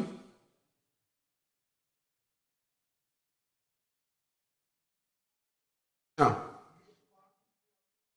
ആ അവർ കാണുക അവൻ ഇത്ര വളരെ അടയാളങ്ങൾ ചെയ്തിട്ടും അവർ അവനിൽ വിശ്വസിച്ചില്ല. അപ്പൊ യോഹന്നാൻ പറയാണ്, അത് ഇൻവേർട്ടഡ് കോമയിൽ ഇട്ടിരിക്കുകയാണ്, കർത്താവെ ഞങ്ങൾ കേൾപ്പിച്ചത് ആർ വിശ്വസിച്ചിരിക്കുന്നു? കർത്താവിന്റെ ഭുജം ആർക്ക് വെളിപ്പെട്ടിരിക്കുന്നു? യെശയ്യാ പ്രവാചകൻ പറഞ്ഞ വചനം നിവൃത്തിയാകുവാൻ ഇടവന്നു. അപ്പൊ ഇത് എത്ര അധ്യായത്തിലാണ് അതുള്ളത്? ഞങ്ങൾ പറഞ്ഞത് ആർ വിശ്വസിച്ചിരിക്കുന്നു. എത്ര അധ്യായം? 53-ാം അധ്യായം. ഇതിന്റെ തുടക്കം അങ്ങനെയാണ്. ഇതൊക്കെ അറിയാലോ അല്ലേ? അതിന്റെ കാരണം യെശയ്യാവ് വേറെ ഒരിടത്ത് പറയുന്നു. അത് 6-ാം അധ്യായം. അവിടെ എന്താ പറയുന്നത്? അവർ കണ്ണുകൊണ്ട് കാണുകയോ ഹൃദയം കൊണ്ട് ഗ്രഹിക്കുകയോ മനം തിരികയോ താൻ അവരെ സൗഖ്യമാക്കി ചെയ്യാതിരിക്കേണ്ടതിന് അവരുടെ കണ്ണ് അവൻ കുരുടാക്കി ഹൃദയം ഫലിപ്പിച്ചിരിക്കുന്നു. അപ്പൊ യെശയ്യാവിനോട് ഈ മെസ്സേജ് കൊടുക്കുമ്പോഴേ ദൂതൻ പറയുന്നുണ്ട് അവരുടെ കണ്ണ് കുരുട. ഈ മെസ്സേജ് കേൾക്കുമ്പോഴേക്ക് എന്ത് സംഭവിക്കും? ആർക്കും ഒന്നും പിടികിട്ടില്ല. കുറെ ആൾക്കാരുടെ കുരുടത്വം വരും. അപ്പൊ യെശയ്യാവയ്ക്ക് എത്ര നാൾ അത് ഒന്നും അവശേഷിക്കാതെ എല്ലാം നശിക്കുന്നവരെ അതിനൊരു റെമനന്റ് മാത്രമേ രക്ഷപ്പെടുള്ളൂ. അതിന്റെ അടുത്ത വാക്യം നോക്കി, 12 യോഹന്നാൻ 12:41. യെശയ്യാവ് അവന്റെ തേജസ് കണ്ട് അവനെക്കുറിച്ച് സംസാരിച്ചുകൊണ്ടാവുന്നു എന്ന് പറഞ്ഞത്. അപ്പൊ ആരെക്കുറിച്ചാ പറയുന്നത്? ആരെക്കുറിച്ചാ? അപ്പൊ യോഹന്നാൻ കാണുന്ന 2 കാഴ്ചകളാണ്. ഒന്ന്, ദൂതന്മാർ പോലും നോക്കാൻ ഭയപ്പെടുന്ന പുത്രന്റെ തേജസ്. 53-ാം അധ്യായത്തിലേക്ക് വരുമ്പോൾ കണ്ടാൽ ആളല്ലെന്ന് തോന്നുമാറ് തകർക്കപ്പെട്ട മരുഭൂമിയിലൂടെ രൂപഗുണമില്ലാതെ നമ്മുടെ അകൃത്യങ്ങളും വഹിച്ചുകൊണ്ട് നടക്കുന്ന ഒരു ദാസനായിട്ടും ഒരൊറ്റ ആളെയാണ് കാണുന്നത്. അപ്പൊ യെശയ്യാവ് ചോദിക്കുകയാണ്, ഞങ്ങൾ ഇങ്ങനെയൊക്കെ പറഞ്ഞ ആരെങ്കിലും വിശ്വസിക്കുമോ? ഇത്രയും വലിയ കർത്താവ്, തേജസിന്റെ കർത്താവ്, ഇങ്ങനെ ഒന്നുമില്ലാത്തവനായി മണ്ണിലോട്ട്. നിങ്ങൾ ആലോചിക്കുക, യോഹന്നാൻ എങ്ങനെ യെശയ്യാവിന്റെ പ്രവചനത്തെ വ്യാഖ്യാനിച്ചത് ഇത്ര കറക്റ്റായിട്ട്? നമ്മൾ ചുമ്മാ യെശയ്യാവിന്റെ പ്രവചനം വായിച്ചിട്ട് അത് അപ്പോസ്തലന്മാർ കണ്ടൊരു കാഴ്ചയുണ്ട്. ആ കാഴ്ചയിലൂടെ തന്നെ നമ്മൾ പഴയ നിയമത്തിലേക്ക് നോക്കണം. അപ്പൊ ഇവിടെ എന്താ സംഭവിച്ചിരിക്കുന്നത്? പുത്രനെ കുറിച്ചുള്ള 2 വിഷൻസ് ആണ് ഈ യെശയ്യാവിന്റെ പ്രവചനത്തിന്റെ പ്രധാനപ്പെട്ട കീ പോയിന്റ്സ്. ഒന്ന്, സിംഹാസനസ്ഥനായ ദൂതന്മാർ പോലും നോക്കാൻ ഭയപ്പെടുന്ന തേജസ്സുള്ള കർത്താവായിട്ടും, അതേ കർത്താവിനെ ഏറ്റവും താണവനായി, തകർക്കപ്പെടുന്നവനായി, മറ്റുള്ള അതിക്രമങ്ങൾ നിമിത്തം തകർക്കപ്പെടുന്നവനായ ഒരു ദാസനായിട്ടും ഒരേ സമയത്ത് യെശയ്യാവ് ചിന്തിക്കുകയാണ്, ഇത് ആരെങ്കിലും പറഞ്ഞാൽ വിശ്വസിക്കുമോ? ദൈവം ഇങ്ങനെ ഇറങ്ങി വന്ന് ഈ മണ്ണിലൂടെ നടന്നു എന്ന് പറഞ്ഞാൽ ഞങ്ങൾ ഇങ്ങനെ പറഞ്ഞുകൊണ്ടിരുന്നാൽ ആരെങ്കിലും വിശ്വസിക്കും? അപ്പൊ നിങ്ങൾ ആലോചിച്ച് നോക്കണം, യെശയ്യാവ് ഇനി മേലിൽ പറയാൻ പോകുന്ന മൊത്തം യേശുക്രിസ്തുവിനെ കുറിച്ചാണ്. അതായത് ഈ തീക്കനൽ തൊടുവിച്ച ശേഷമാണ് യേശുക്രിസ്തുവിനെ കുറിച്ച് ഒരു പ്രവചനം പറയാൻ യെശയ്യാവിന് പറ്റിയത്. അതുവരെയും കർത്താവിനെ കുറിച്ച് അവൻ നിശബ്ദനായിരുന്നു. എന്നാൽ 7-ാം അധ്യായത്തിൽ പറയാണ്, കന്യക ഗർഭിണിയായ ഒരു മകനെ പ്രസവിക്കും. ഇനി മൊത്തം അതാ. നിങ്ങൾ യെശയ്യാവിന്റെ പ്രവചനം വായിച്ചു നോക്കിയാൽ മെസ്സിയാനിക് പ്രോഫസീസിന്റെ ആ യേശുക്രിസ്തുവിനെ കുറിച്ചുള്ള പ്രവചനങ്ങളുടെ ഒരു ഘോഷയാത്രയാണ് ഈ അതരം ശുദ്ധമായ അന്നേരം തൊട്ട്. ഇത് തന്നെയാണ് നമ്മൾ ഗിരിപ്രഭാഷണത്തിലും കാണുന്നത്. അതായത് ഗിരിപ്രഭാഷണം കർത്താവിനെ വെളിപ്പെടുത്തുമ്പോൾ ദൈവത്തിന്റെ നീതിയെ നമ്മൾ നോക്കുന്നത് ഇപ്പൊ ചെയ്ത് തീർത്തേക്കാന്നുള്ള രീതിയിലല്ല, വിറയലോടെയാണ്. കാരണം അത് നമ്മുടെ മുമ്പിൽ വെളിപ്പെടുന്നത് അതിഭയങ്കരമായ ദൈവിക തേജസ്സോടെയാണ്. ആ നീതിയുടെ വെളിപ്പാട്. ആ നീതിയുടെ മുൻപിലാണ് ഞാൻ നടു ഒടിഞ്ഞവനെ പോലെ നിൽക്കുന്നത്. മനസ്സിലാവുന്നുണ്ട് ഞാൻ പറയുന്നത്? അപ്പോൾ ആത്മീക ദാരിദ്ര്യം എന്ന് പറയുന്നത് എന്റെ ഉള്ളിലേക്ക് വന്നെങ്കിൽ മാത്രമേ കർത്താവിന്റെ ചികിത്സ എനിക്ക്, ആ വൈദ്യനെ എനിക്ക് ലഭിക്കുകയുള്ളൂ. ഈ ഒരു ആത്മീക ദാരിദ്ര്യം ഉണ്ടാവുക, ഞാൻ നേരത്തെ പറഞ്ഞ പോലെ പ്രയാസമാണ്. അത് ദൈവത്തിന്റെ ഒരു വെളിപ്പാടിലൂടെ മാത്രം നമുക്ക് കിട്ടുന്ന കാര്യമാണ്. അവന്റെ പ്രസൻസിലൂടെ മാത്രം. ആരാണ് കർത്താവെന്ന് മനസ്സിലാകും തോറുമാണ് നമ്മൾ തകർക്കപ്പെട്ട് വരുന്നത്. എനിക്കൊന്നും അതുകൊണ്ടാ ഒരു ശരിയായ വർഷിപ്പ്, നമ്മൾ ശരിക്കും ദൈവത്തെ ആരാധിക്കണമെങ്കിൽ ഞാൻ എന്തെങ്കിലും ചെയ്തു, ഞാൻ അവരെക്കാൾ ഭേദം, നിങ്ങളൊക്കെ നന്നാത്, ഇത് എന്റെ തലേന്ന് പോകണം. തലേന്ന് പോകാൻ ഭയങ്കര പാടാണ്. പക്ഷെ അത് പോയേ പറ്റും. അത് പോകാതെ നമുക്ക് കർത്താവിനെ അനുഭവിക്കാനോ അറിയാനോ സാധിക്കില്ല. അപ്പോൾ അത് പുതിയ നിയമത്തിലേക്ക് വരുമ്പം, ഞാൻ രാവിലെ നിങ്ങളോട് പറഞ്ഞു എന്നാണ് എന്റെ ചിന്ത, പറഞ്ഞില്ലെങ്കിൽ ഞാൻ പറയാം. ഈ അനുസരണം, ഈ ഗിരിപ്രഭാഷണത്തിന്റെ അനുസരണം അത് എങ്ങനെ സാധിക്കും? അപ്പൊ ഇതെല്ലാം വായിക്കുമ്പം നമ്മുടെ ഉള്ളിൽ ഉണ്ടാകുന്ന ഒരു സംശയമാണ്, ഇതെല്ലാം അനുസരിക്കാൻ പറ്റും? അപ്പൊ നിങ്ങളുടെ കണ്ണ് നിങ്ങൾക്ക് ഇടർച്ച വരുന്നുണ്ടെങ്കിൽ ചൂടിനെടുത്ത് എറിഞ്ഞു കളയുക. കണ്ണിടർച്ച വരുന്നുണ്ടോ? കണ്ണിടർച്ച വരുന്ന കൈ വയ്ക്കും. അയ്യോ, ഇടർച്ചയേ ഉള്ളൂ. നമ്മൾ എവിടെ നോക്കിയാലും ഇടർച്ച. ഒരു നല്ല വണ്ടി കാണും, നമുക്ക് തോന്നുന്നു ഇത് മേടിച്ചാൽ കൊള്ളായിരുന്നു. ആരാ ഇത് കാണിച്ചു തരുന്നത്? കണ്ണ്. ഈ കണ്ണെന്ന് പറഞ്ഞൊരു സാധനം ഇല്ലായിരുന്നെങ്കിൽ വീടിന് ഏത് ടൈൽസ് ഇടും നമ്മൾ നോക്കണ്ട. ഡ്രസ്സ് ഏതായിട്ടിരിക്കുന്ന വെള്ളവസ്ത്രം തന്നെ ഇട്ടിട്ടുണ്ടോ എന്ന് നോക്കണ്ട, അല്ലേ? നിങ്ങൾക്ക് കണ്ണിന് കാഴ്ചയില്ലായിരുന്നു, ഞാൻ വെള്ളവസ്ത്രം ഇട്ടിട്ടില്ല, നിങ്ങൾക്ക് മനസ്സിലാവുമായിരുന്നു? ഇല്ല. ആരെങ്കിലും ആഭരണം ഇടാതെ വന്നാൽ നിങ്ങൾക്ക് മനസ്സിലാവുമോ? ഇല്ല. ആഭരണം ഇട്ടുണ്ടോ വന്നാൽ മനസ്സിലാവുമോ? ഒന്നും മനസ്സിലാവൂല. നമ്മളിങ്ങനെ തപ്പി തപ്പി നടക്കും. ആരുടെ മോഹവുമില്ല, ഒന്നും കണ്ടിട്ടുമില്ല. എങ്ങനെയുണ്ട്? ഒരു വലിയ പങ്ക് ഇടർച്ച അങ്ങ് പോയേനെ. ആ ഡ്രസ്സ് വാങ്ങിച്ചാൽ കൊള്ളാം, അത് പോയേനെ. അങ്ങനെ ഒരു വീട് പണിതാൽ കൊള്ളാം, പോയേനെ. എല്ലാം പോയേനെ. ഞാൻ ഒരു ദിവസം കർത്താവിന്റെ പറഞ്ഞു, എന്റെ കർത്താവ് ഈ കണ്ണും കൊണ്ട് എന്ത് ദോഷമാണ്. മൊത്തം ദോഷങ്ങൾ കണ്ണിനകത്തോടെ കയറി വരുന്നവരാണ് എനിക്ക് തോന്നുന്നത്. ഇത് ഞാൻ ആന്ധ്രയിലായിരിക്കുമ്പോഴാണ്, ഞങ്ങൾ ആന്ധ്രയിൽ പോയിരിക്കുന്ന സമയത്ത്. പക്ഷെ നേരം വെളുത്ത് എഴുന്നേറ്റപ്പോണ്ടല്ലോ എന്റെ 2 കണ്ണും നീര് വെച്ചിരിക്കുന്നു. രാത്രി ഇങ്ങനെ പറഞ്ഞിട്ട് കിടന്നേ ഉള്ളൂ. നേരം വെളുത്ത് എഴുന്നേറ്റ് 2 കണ്ണും നീര് വെച്ചു. ഭയങ്കര വേദന. ഡോക്ടറെ അടുത്ത് കഴിഞ്ഞപ്പോൾ ഡോക്ടർ പറയാം, ഗ്ലൂക്കോമയാണ്, കണ്ണിന്റെ കാഴ്ച കുറഞ്ഞുകൊണ്ടിരിക്കും. അപ്പൊ ശരിക്കും ആശ്വാസമായല്ലേ എനിക്ക്? എന്താ കാരണം? ഇനി ഒന്നും കാണണ്ടല്ലോ, ഇനി ഇടർച്ച കുറഞ്ഞില്ല, അത്രയും കുറഞ്ഞില്ലേ അല്ലെ? കണ്ണിടർച്ച വരുത്തി എന്ത് ചെയ്ത് കളയണം? അന്ന് ഞാൻ മനസ്സിലാക്കി ഞാൻ ആരാണ്. ഞാൻ കർത്താവിനെ നിലവിളിച്ച, എന്റെ കർത്താവേ, ഞാൻ മര്യാദയ്ക്ക് ജീവിച്ചോളാം, എന്റെ കണ്ണ് നീ ഒന്നും ചെയ്യല്ലേ നിലവിളിച്ച്. ഇത്ര നാളിട്ടൊന്നും പറ്റിയിട്ടില്ല. അപ്പം എന്നോട് കർത്താവ് പറഞ്ഞു, എന്താ നീ ചൂടിനെടുത്തെറിഞ്ഞ് കളയാൻ പോയിട്ട് ഞാൻ എടുത്താൽ പോലും നീ സമ്മതിക്കില്ല. അതാണ് ഇത്രയും വലിയ പ്രശ്നക്കാരനായ ഞാനാണ് ഇതിനെക്കുറിച്ച് ഇനി പ്രസംഗിക്കാൻ പോകുന്നത്. നിങ്ങൾ ആലോചിക്കുക. അപ്പൊ ഇതെങ്ങനെ അനുസരിക്കും എന്നുള്ളൊരു വലിയ ചോദ്യം നമ്മുടെ മുമ്പിലേക്ക് വന്നു കിടക്കുക. കൈ വെട്ടിക്കളയുക, സഹോദരൻ പുതപ്പെടുത്ത ഉടുപ്പും കൂടെ കൊടുത്തു വിടുക, ആരെങ്കിലും നിങ്ങളുടെ അതിരുമന്തിയല്ല സ്ഥലം മൊത്തത്തോടെ കൊടുത്തേക്കും.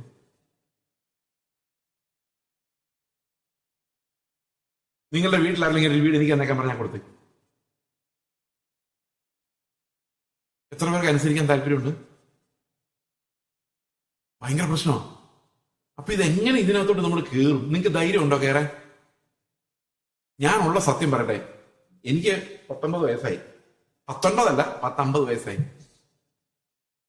ഇന്നേ വരെ ഈ ഗിരിപ്രഭാഷണത്തിൽ ഒരു കൽപ്പന പോലും അനുസരിച്ച് ഒരാളെ പോലും ഞാൻ കണ്ടില്ല.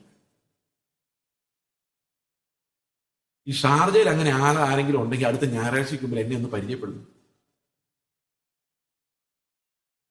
ഞാനിത് പറയാൻ കാരണം, ഈ നീതി ഇല്ലാത്ത ഒരാൾ സ്വർഗത്തിൽ പോത്തുമില്ല. അതും എന്നാ പിന്നെ കർത്താവ് വിചാരിക്കാണ്, ഇത് ഭയങ്കര പാത, എന്നാ പിന്നെ ഇവരെ ഇട്ടേക്കാം, അനുസരിക്കണ്ട പോട്ടെ. ഞാൻ പിന്നെ ചുമ്മാ അങ്ങ് പറഞ്ഞതേ ഉള്ളൂ, ഒരു കേക്ക് വേണമെങ്കിൽ ഞെട്ടിപ്പിക്കാൻ വേണ്ടി.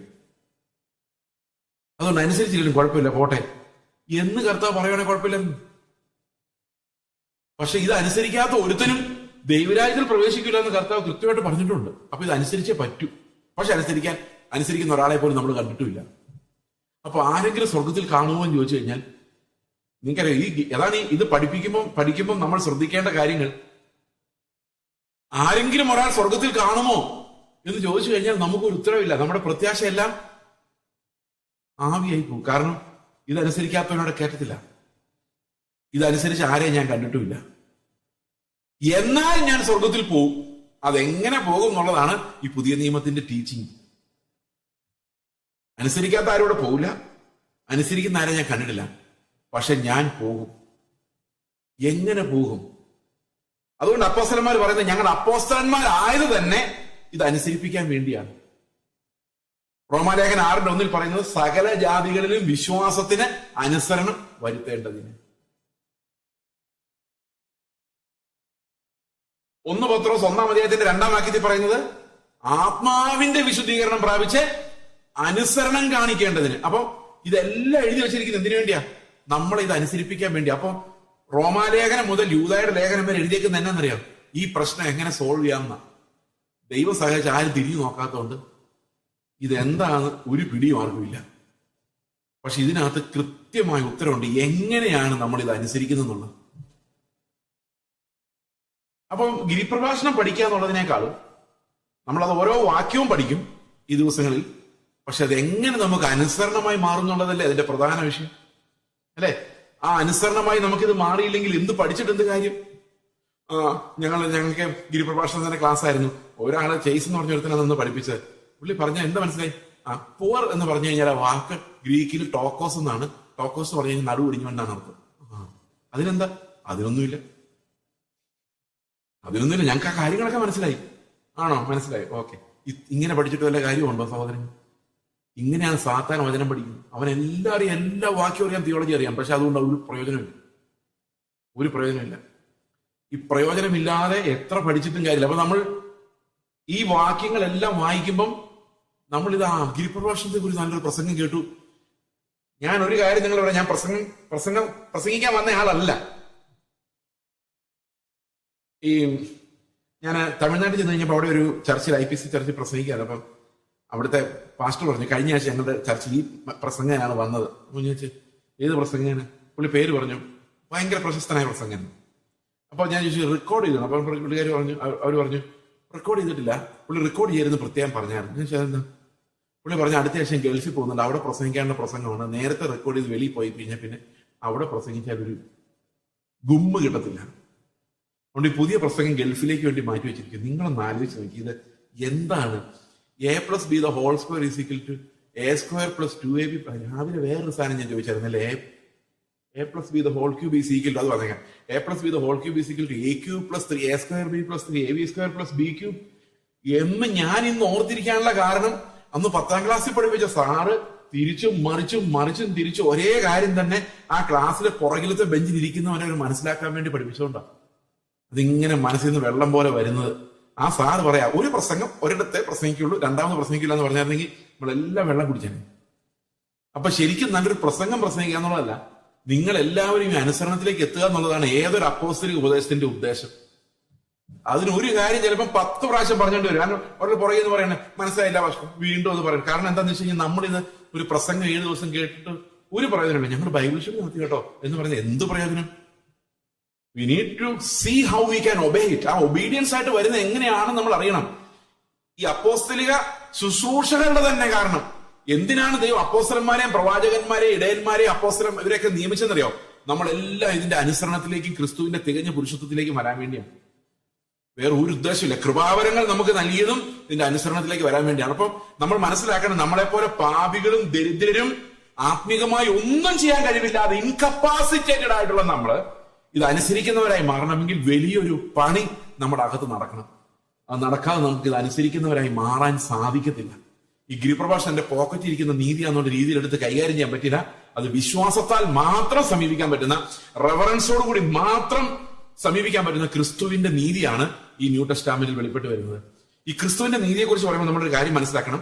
എന്തിനാണ് അങ്ങനെ ഒരു നീതി ദൈവം പ്രസന്റ് ചെയ്യുന്നത്? ദൈവം ഇങ്ങനെ നമ്മളെ ദരിദ്രരാക്കുന്ന, നമ്മളെ നിസ്സഹായരാക്കുന്ന ഒരു നീതി പ്രസന്റ് ചെയ്യാനുള്ള കാരണം എന്താണ്? അതിന്റെ കാരണം റോമാലേഖനം 3-ാം അധ്യായത്തിൽ പറയുന്നുണ്ട്. റോമാലേഖനം 3-ാം അധ്യായത്തിന്റെ 9-ാം വാക്യത്തിൽ പറയുന്നത് എന്താണ്? ആകയാൽ നമുക്ക് എന്തെങ്കിലും വിശേഷതയുണ്ടോ? യഹൂദന്മാരും യവനന്മാരും ഒരുപോലെ പാപത്തിന് കീഴാകുന്നുവെന്ന് നാം മുൻപേ തെളിയിച്ചുവല്ലോ. അപ്പൊ എല്ലാവരും ഒരുപോലെ ദരിദ്രരാണ്. 10-ാം വാക്യത്തിൽ പറയാണ്, നീതിമാൻ ആരുമില്ല, അല്ലെ? ഒരുത്തൻ പോലുമില്ല. മോശയുടെ ന്യായപ്രമാണം അത്രയും നാള് 2000ഓളം വർഷം അവരുടെ കയ്യിൽ ഇരുന്നിട്ടും ഒരൊറ്റ നീതിമാൻ പോലും ഉണ്ടായില്ല. എന്തുകൊണ്ടങ്ങനെ നീതിമാന്മാർ ഉണ്ടാകാത്തത്? റോമാലേഖനത്തിൽ പറയുന്നു, ന്യായപ്രമാണം കൊണ്ട് ഒരു നീതിമാനെ ഉണ്ടാക്കാനോ സാധിക്കുകയില്ല. അതിന്റെ കാരണം എന്താണെന്ന് വെച്ച് കഴിഞ്ഞാൽ, ഈ ന്യായപ്രമാണം നമ്മളെ അനുസരിപ്പിക്കുന്നത് നീതിയിൽ നിന്നല്ല, ഭയത്തിൽ നിന്നാണ്. ഉദാഹരണത്തിന്, ഒരപ്പന് 2 മക്കളുണ്ടായിരുന്നിരിക്കട്ടെ. അതിൽ മൂത്ത മകൻ ഭയങ്കര ധിക്കാരി, അഹങ്കാരി, അനുസരണക്കേടുള്ളവനാണെന്ന് വിചാരിച്ചു. 2ാമത്തെ മകൻ ഭയങ്കര പാവം, എല്ലാം അനുസരിക്കുന്ന നീതിമാനായ ഒരാളെന്ന് വിചാരിച്ചു. അങ്ങനെ ആരും ലോകത്തില്ല ഉണ്ടെന്ന് വിചാരിച്ചു. അപ്പൊ ആദ്യത്തെ മകന്റെ അപ്പം പറയാണ്, ഞാൻ നിന്നൊരു പണി ഏൽപ്പിക്കുകയാണ്, ഈ വീടല്ല ഇന്ന് ക്ലീൻ ചെയ്തിട്ട് പോകണം. അപ്പം മകൻ പറയാണ്, എനിക്ക് സൗകര്യമില്ല. അപ്പൊ അപ്പം പറയാണ്, മര്യാദയ്ക്ക് ഇതിന് ചെയ്തില്ലെങ്കിൽ നിന്നെ ഞാൻ വീട്ടിൽ നിന്ന് ഇറക്കി വിടും. എനിക്കിങ്ങനെ ഒരു മകനില്ല. ഞാൻ പറയുന്ന ഒന്നും അനുസരിക്കാത്തൊരു മകൻ എനിക്ക് എന്തിനാണ്? അപ്പം പോയി കഴിഞ്ഞപ്പോ ഞാൻ ആലോചിക്കാം, വിതയ്ക്കാത്തിരുന്ന് കൊയ്യുകയും വിതറാത്തിരുന്ന് ചേർക്കുകയും ചെയ്യുന്ന ദുഷ്ണായ എൻ്റെ അപ്പൻ എന്നെ ഇറക്കി വിടാനുള്ള എല്ലാ സാധ്യതയുണ്ട്. എന്തെങ്കിലും ചെയ്ത അടിച്ചു വാരിയേക്കാം. ഈവൻ അതെല്ലാം അടിച്ചു വാരി. എന്തുകൊണ്ട് അടിച്ചു വാരിയത്? ഈ രണ്ടാമത്തെ ചൂല് കൊണ്ട്. അതല്ല, എന്ത് കാരണത്താലാണ് അടിച്ചു വാരിയത്? അപ്പൻ ഇറക്കി വിടുന്ന് പേടിച്ചിട്ടാ. കാരണം അവൻ തന്നെത്താൻ സന്ധാരണം ചെയ്യാനുള്ള പ്രായമായിട്ടില്ല. ധിക്കാരം മാത്രമേ ഉള്ളൂ, കയ്യൊന്നുമില്ല. രണ്ടാമത്തെ മകൻ ഒരു ദിവസം വന്ന് ചിന്തിക്കുകയാണ്, എന്റെ അപ്പനും അമ്മയ്ക്ക് വേണ്ടി എന്തുമാത്രം കഷ്ടപ്പെടുന്നു, ഞാൻ അങ്ങ് ഒരു ഹെൽപ്പ് ചെയ്തേക്കാം എന്ന് വിചാരിച്ച അവനും. അപ്പൊ രണ്ടുപേരെ നമ്മൾ നോക്കുമ്പോൾ അടിച്ചു വരുന്നുണ്ട്. ഇതിലാരാ നീതിമാൻ? നീതിമാൻ ആരാ? പേടിച്ചനുസരിച്ചവനാണോ അതോ സ്നേഹത്തിനനുസരിച്ചവനാണോ നീതിമാൻ? അപ്പൊ നീതിമാനെ ഉണ്ടാക്കണമെങ്കിൽ നിയമം മതിയോ അതോ ഹൃദയം മാറണോ? നീതി പ്രവൃത്തി ഉണ്ടാക്കാൻ നമ്മൾ തോക്ക് കാണിച്ചാൽ മതി. എന്ത് വേണമെങ്കിലും നമ്മളെ കൊണ്ട് ചെയ്യിപ്പിക്കും. കാരണം എല്ലാവർക്കും മരണഭയം ഉള്ളതുകൊണ്ട് ആരെ കൊണ്ട് എന്ത് വേണ്ടി ചെയ്യിപ്പിക്കും. പക്ഷെ ആളെ നീതിമാനാക്കാൻ പറ്റില്ല. നീതിമാനാകണമെങ്കിൽ അകത്ത് എന്തുണ്ടാവണം? ക്രിസ്തുവിന്റെ സ്വഭാവം അകത്തുണ്ടാകണം. പരിവർത്തനം അകത്ത് വന്നാൽ മാത്രമേ ഒരു നീതിമാൻ ഉണ്ടാവുകയുള്ളൂ. അപ്പൊ അവിടെ പറയുന്ന പുതിയമത്തിൽ പറയുന്ന ക്രിസ്തുവിന്റെ സ്നേഹം ഞങ്ങളെ നിർബന്ധിക്കുന്നു. അതായത് ഞാൻ വ്യഭിചാരം ചെയ്യാത്തതും മോഷ്ടിക്കാത്തതും പൈസ അടിച്ചു മാറ്റാത്തതും കൊലപാതകം ചെയ്യാത്തതും ഒന്നും നരകത്തിൽ പോകുന്നു പേടിച്ചിട്ടല്ല. കർത്താവിന്റെ സ്നേഹത്തിന്റെ നിർബന്ധത്താൽ എന്റെ ഹൃദയം മാറിപ്പോയതുകൊണ്ടാണ്. എനിക്കത് അറപ്പും അസ്വസ്ഥതയും മാറിയത് കൊണ്ടാണ്. അത് ദൈവം അങ്ങനെ മാറ്റിയത് കൊണ്ടാണ്. ആ ഹൃദയ പരിവർത്തനം ഇല്ലാതെ നീതിമാന്മാരുണ്ടാകുന്നില്ല, നീതി പ്രവൃത്തി ഉണ്ടാകും. ഞാൻ പലപ്പോഴും ഗൾഫിൽ വരുമ്പം ഇവിടുത്തെ ആൾക്കാർ ഡീസന്റ് ആയിട്ട് വണ്ടി ഓടിക്കുന്നത് ഞാൻ കണ്ടിട്ടുണ്ട്. ഇതേ ആൾക്കാർ കേരളത്തിൽ വരുമ്പോൾ ഒരു മര്യാദ ഇല്ലാതാണ് ഓടിക്കുന്നതെന്ന് എനിക്കറിയാം. ഇവിടെ എന്തോ ഡീസന്റ് എന്നറിയോ? അവര് ലൈനിൽ വെയിറ്റ് ചെയ്യുന്നു, അടുത്ത വണ്ടി പോകാൻ വേണ്ടി. അതും ഞാൻ ഒരു ദിവസം ഒരാളോട് ചോദിച്ചു, ഇത് ഇത്രയും ബാക്കിൽ നിന്നത് കുറച്ചുകൂടെ മുട്ടിച്ചു നമ്മുടെ സ്വഭാവമാണല്ലോ. കേരളത്തിൽ ഒരു മീറ്റർ പുറകിലോട്ട് വണ്ടി നിർത്തി കഴിഞ്ഞാൽ അതിനിടെ ഒരു ഓട്ടോക്കാരൻ വന്ന് ആ ഒരു മീറ്ററിനകത്ത് നിർത്തി കഴിഞ്ഞു. അപ്പൊ നമ്മൾ നമ്പർ പ്ലേറ്റ് ഒന്നും കാണാത്ത രീതിയിൽ window to window, bumper to bumper ആണ് കേരളത്തിൽ ഓടിക്കുന്നത്. പക്ഷെ ഇവിടെ എന്ത് ഡീസന്റാ! ഞാൻ ഈ ഖത്തറിലൊക്കെ ഇരുന്ന് കുറച്ചുകൂടി ഡീസന്റ് ആയിട്ട് തോന്നി. ഇവിടെ കുറച്ചൊക്കെ ഇത്, പക്ഷെ അവിടെ ഭയങ്കര ഡീസന്റ് ആണ്. ആ അകലമൊക്കെ മെയിൻറ്റെയിൻ ചെയ്യുന്നുണ്ട്. ഇത് മലയാളികൾ തന്നെയാണോ എന്ന് എനിക്ക് സംശയം. അത്ര ഡീസന്റ് ആണ്. അതെന്താ അങ്ങനെ? നമ്മൾ നന്നായതാണോ? അല്ല, നമ്മൾ നന്നാവൊന്നുമില്ല. അതാ നിയമം അങ്ങനെ ഇരിക്കുന്നതുകൊണ്ടാണ്. ആ നിയമം അവിടെ നിന്ന് 2000 റിയാൽ ഫൈൻ അങ്ങ് മാറിയാൽ നമ്മൾ പറപ്പിക്കൽ കാണാം. ശരിയാണോ? അപ്പൊ ശരിക്കും പറഞ്ഞു കഴിഞ്ഞാൽ നിയമം എന്തിനു കൊള്ളാന്ന് വെച്ച് കഴിഞ്ഞാൽ കുറെ ഗുരുത്തം കെട്ടവരെ കൺട്രോൾ ചെയ്യാൻ വേണ്ടി വെച്ചിരിക്കുന്ന സാധനം. അത് ഒരാളെയും നീതിമാനാക്കുന്നില്ല, ഈ അനീതിയും ദുഷ്ടതയും തടയുന്നതേ ഉള്ളൂ. അപ്പൊ മനുഷ്യരുടെ നീതി എപ്പോഴും വരുന്നത് നിയമങ്ങളിലൂടെ അനീതിയെ തടഞ്ഞുകൊണ്ടാണ്. എന്നാൽ ദൈവത്തിന്റെ നീതി വരുന്നത് അനീതിയുടെ ആയുധമായിട്ടല്ല, അത് നമ്മുടെ ഹൃദയത്തിൽ ക്രിസ്തുവിനെ വെളിപ്പെടുത്തിക്കൊണ്ടാണ്. അത് ടോട്ടലി ഡിഫറെന്റ് ആയിട്ടുള്ള ഒരു പരിപാടിയാണ്. മനസ്സിലാവുന്നുണ്ടോ പറയുന്നത്? അപ്പൊ ഗിരിപ്രഭാഷണത്തിൽ പറയുന്ന നീതി എനിക്ക് ഉണ്ടാകണമെങ്കിൽ, യേശുക്രിസ്തുവിന്റെ നീതി എനിക്ക് ഉണ്ടാകണമെങ്കിൽ ക്രിസ്തു എന്റെ ഉള്ളിൽ വസിക്കണം. അവനെ കൊണ്ടല്ലാതെ ആരെ കൊണ്ടും ഈ പണി പറ്റത്തില്ല. അപ്പോഴും നിങ്ങൾക്ക് ചോദിക്കാം, നിങ്ങളുടെ ഉള്ളിലൊക്കെ ക്രിസ്തു ഉണ്ടല്ലോ, എന്നിട്ടൊന്നും ഞാൻ കാണുന്നില്ലോ എന്ന്. അതിന്റെയൊക്കെ മറുപടി വരുന്നുണ്ട്, പുറകെ ഞാൻ പറയാം. ഈ ആത്മാവിലുള്ള ദാരിദ്ര്യം എന്താന്ന് മനസ്സിലായാൽ മാത്രമേ നമുക്ക് മുൻപോട്ടുള്ള ആ പഠനം വ്യക്തമാവുകയുള്ളൂ. ദൈവത്തെ നമ്മൾ അറിയുന്നുണ്ട്, ദൈവത്തിന്റെ നീതി നമ്മൾ അറിയുന്നുണ്ട്. എനിക്ക് ഏറ്റവും കൂടുതൽ ആത്മീകമായ ഈ ദാരിദ്ര്യം എനിക്ക് മനസ്സിലായത് ഈ അടുത്തിടെയാണ്. റോമാലേഖനം ഞാൻ ബൈബിൾ കോളേജ് പഠിച്ചാണ്. റോമാലേഖനം ബൈബിൾ കോളേജ് പഠിക്കും. എനിക്ക് നല്ല മാർക്കും തന്നവര്, ഒരു നല്ലപോലെ ഞാൻ പഠിച്ചായിരുന്നു. പക്ഷെ എനിക്കൊന്നും മനസ്സിലായില്ലായിരുന്നു.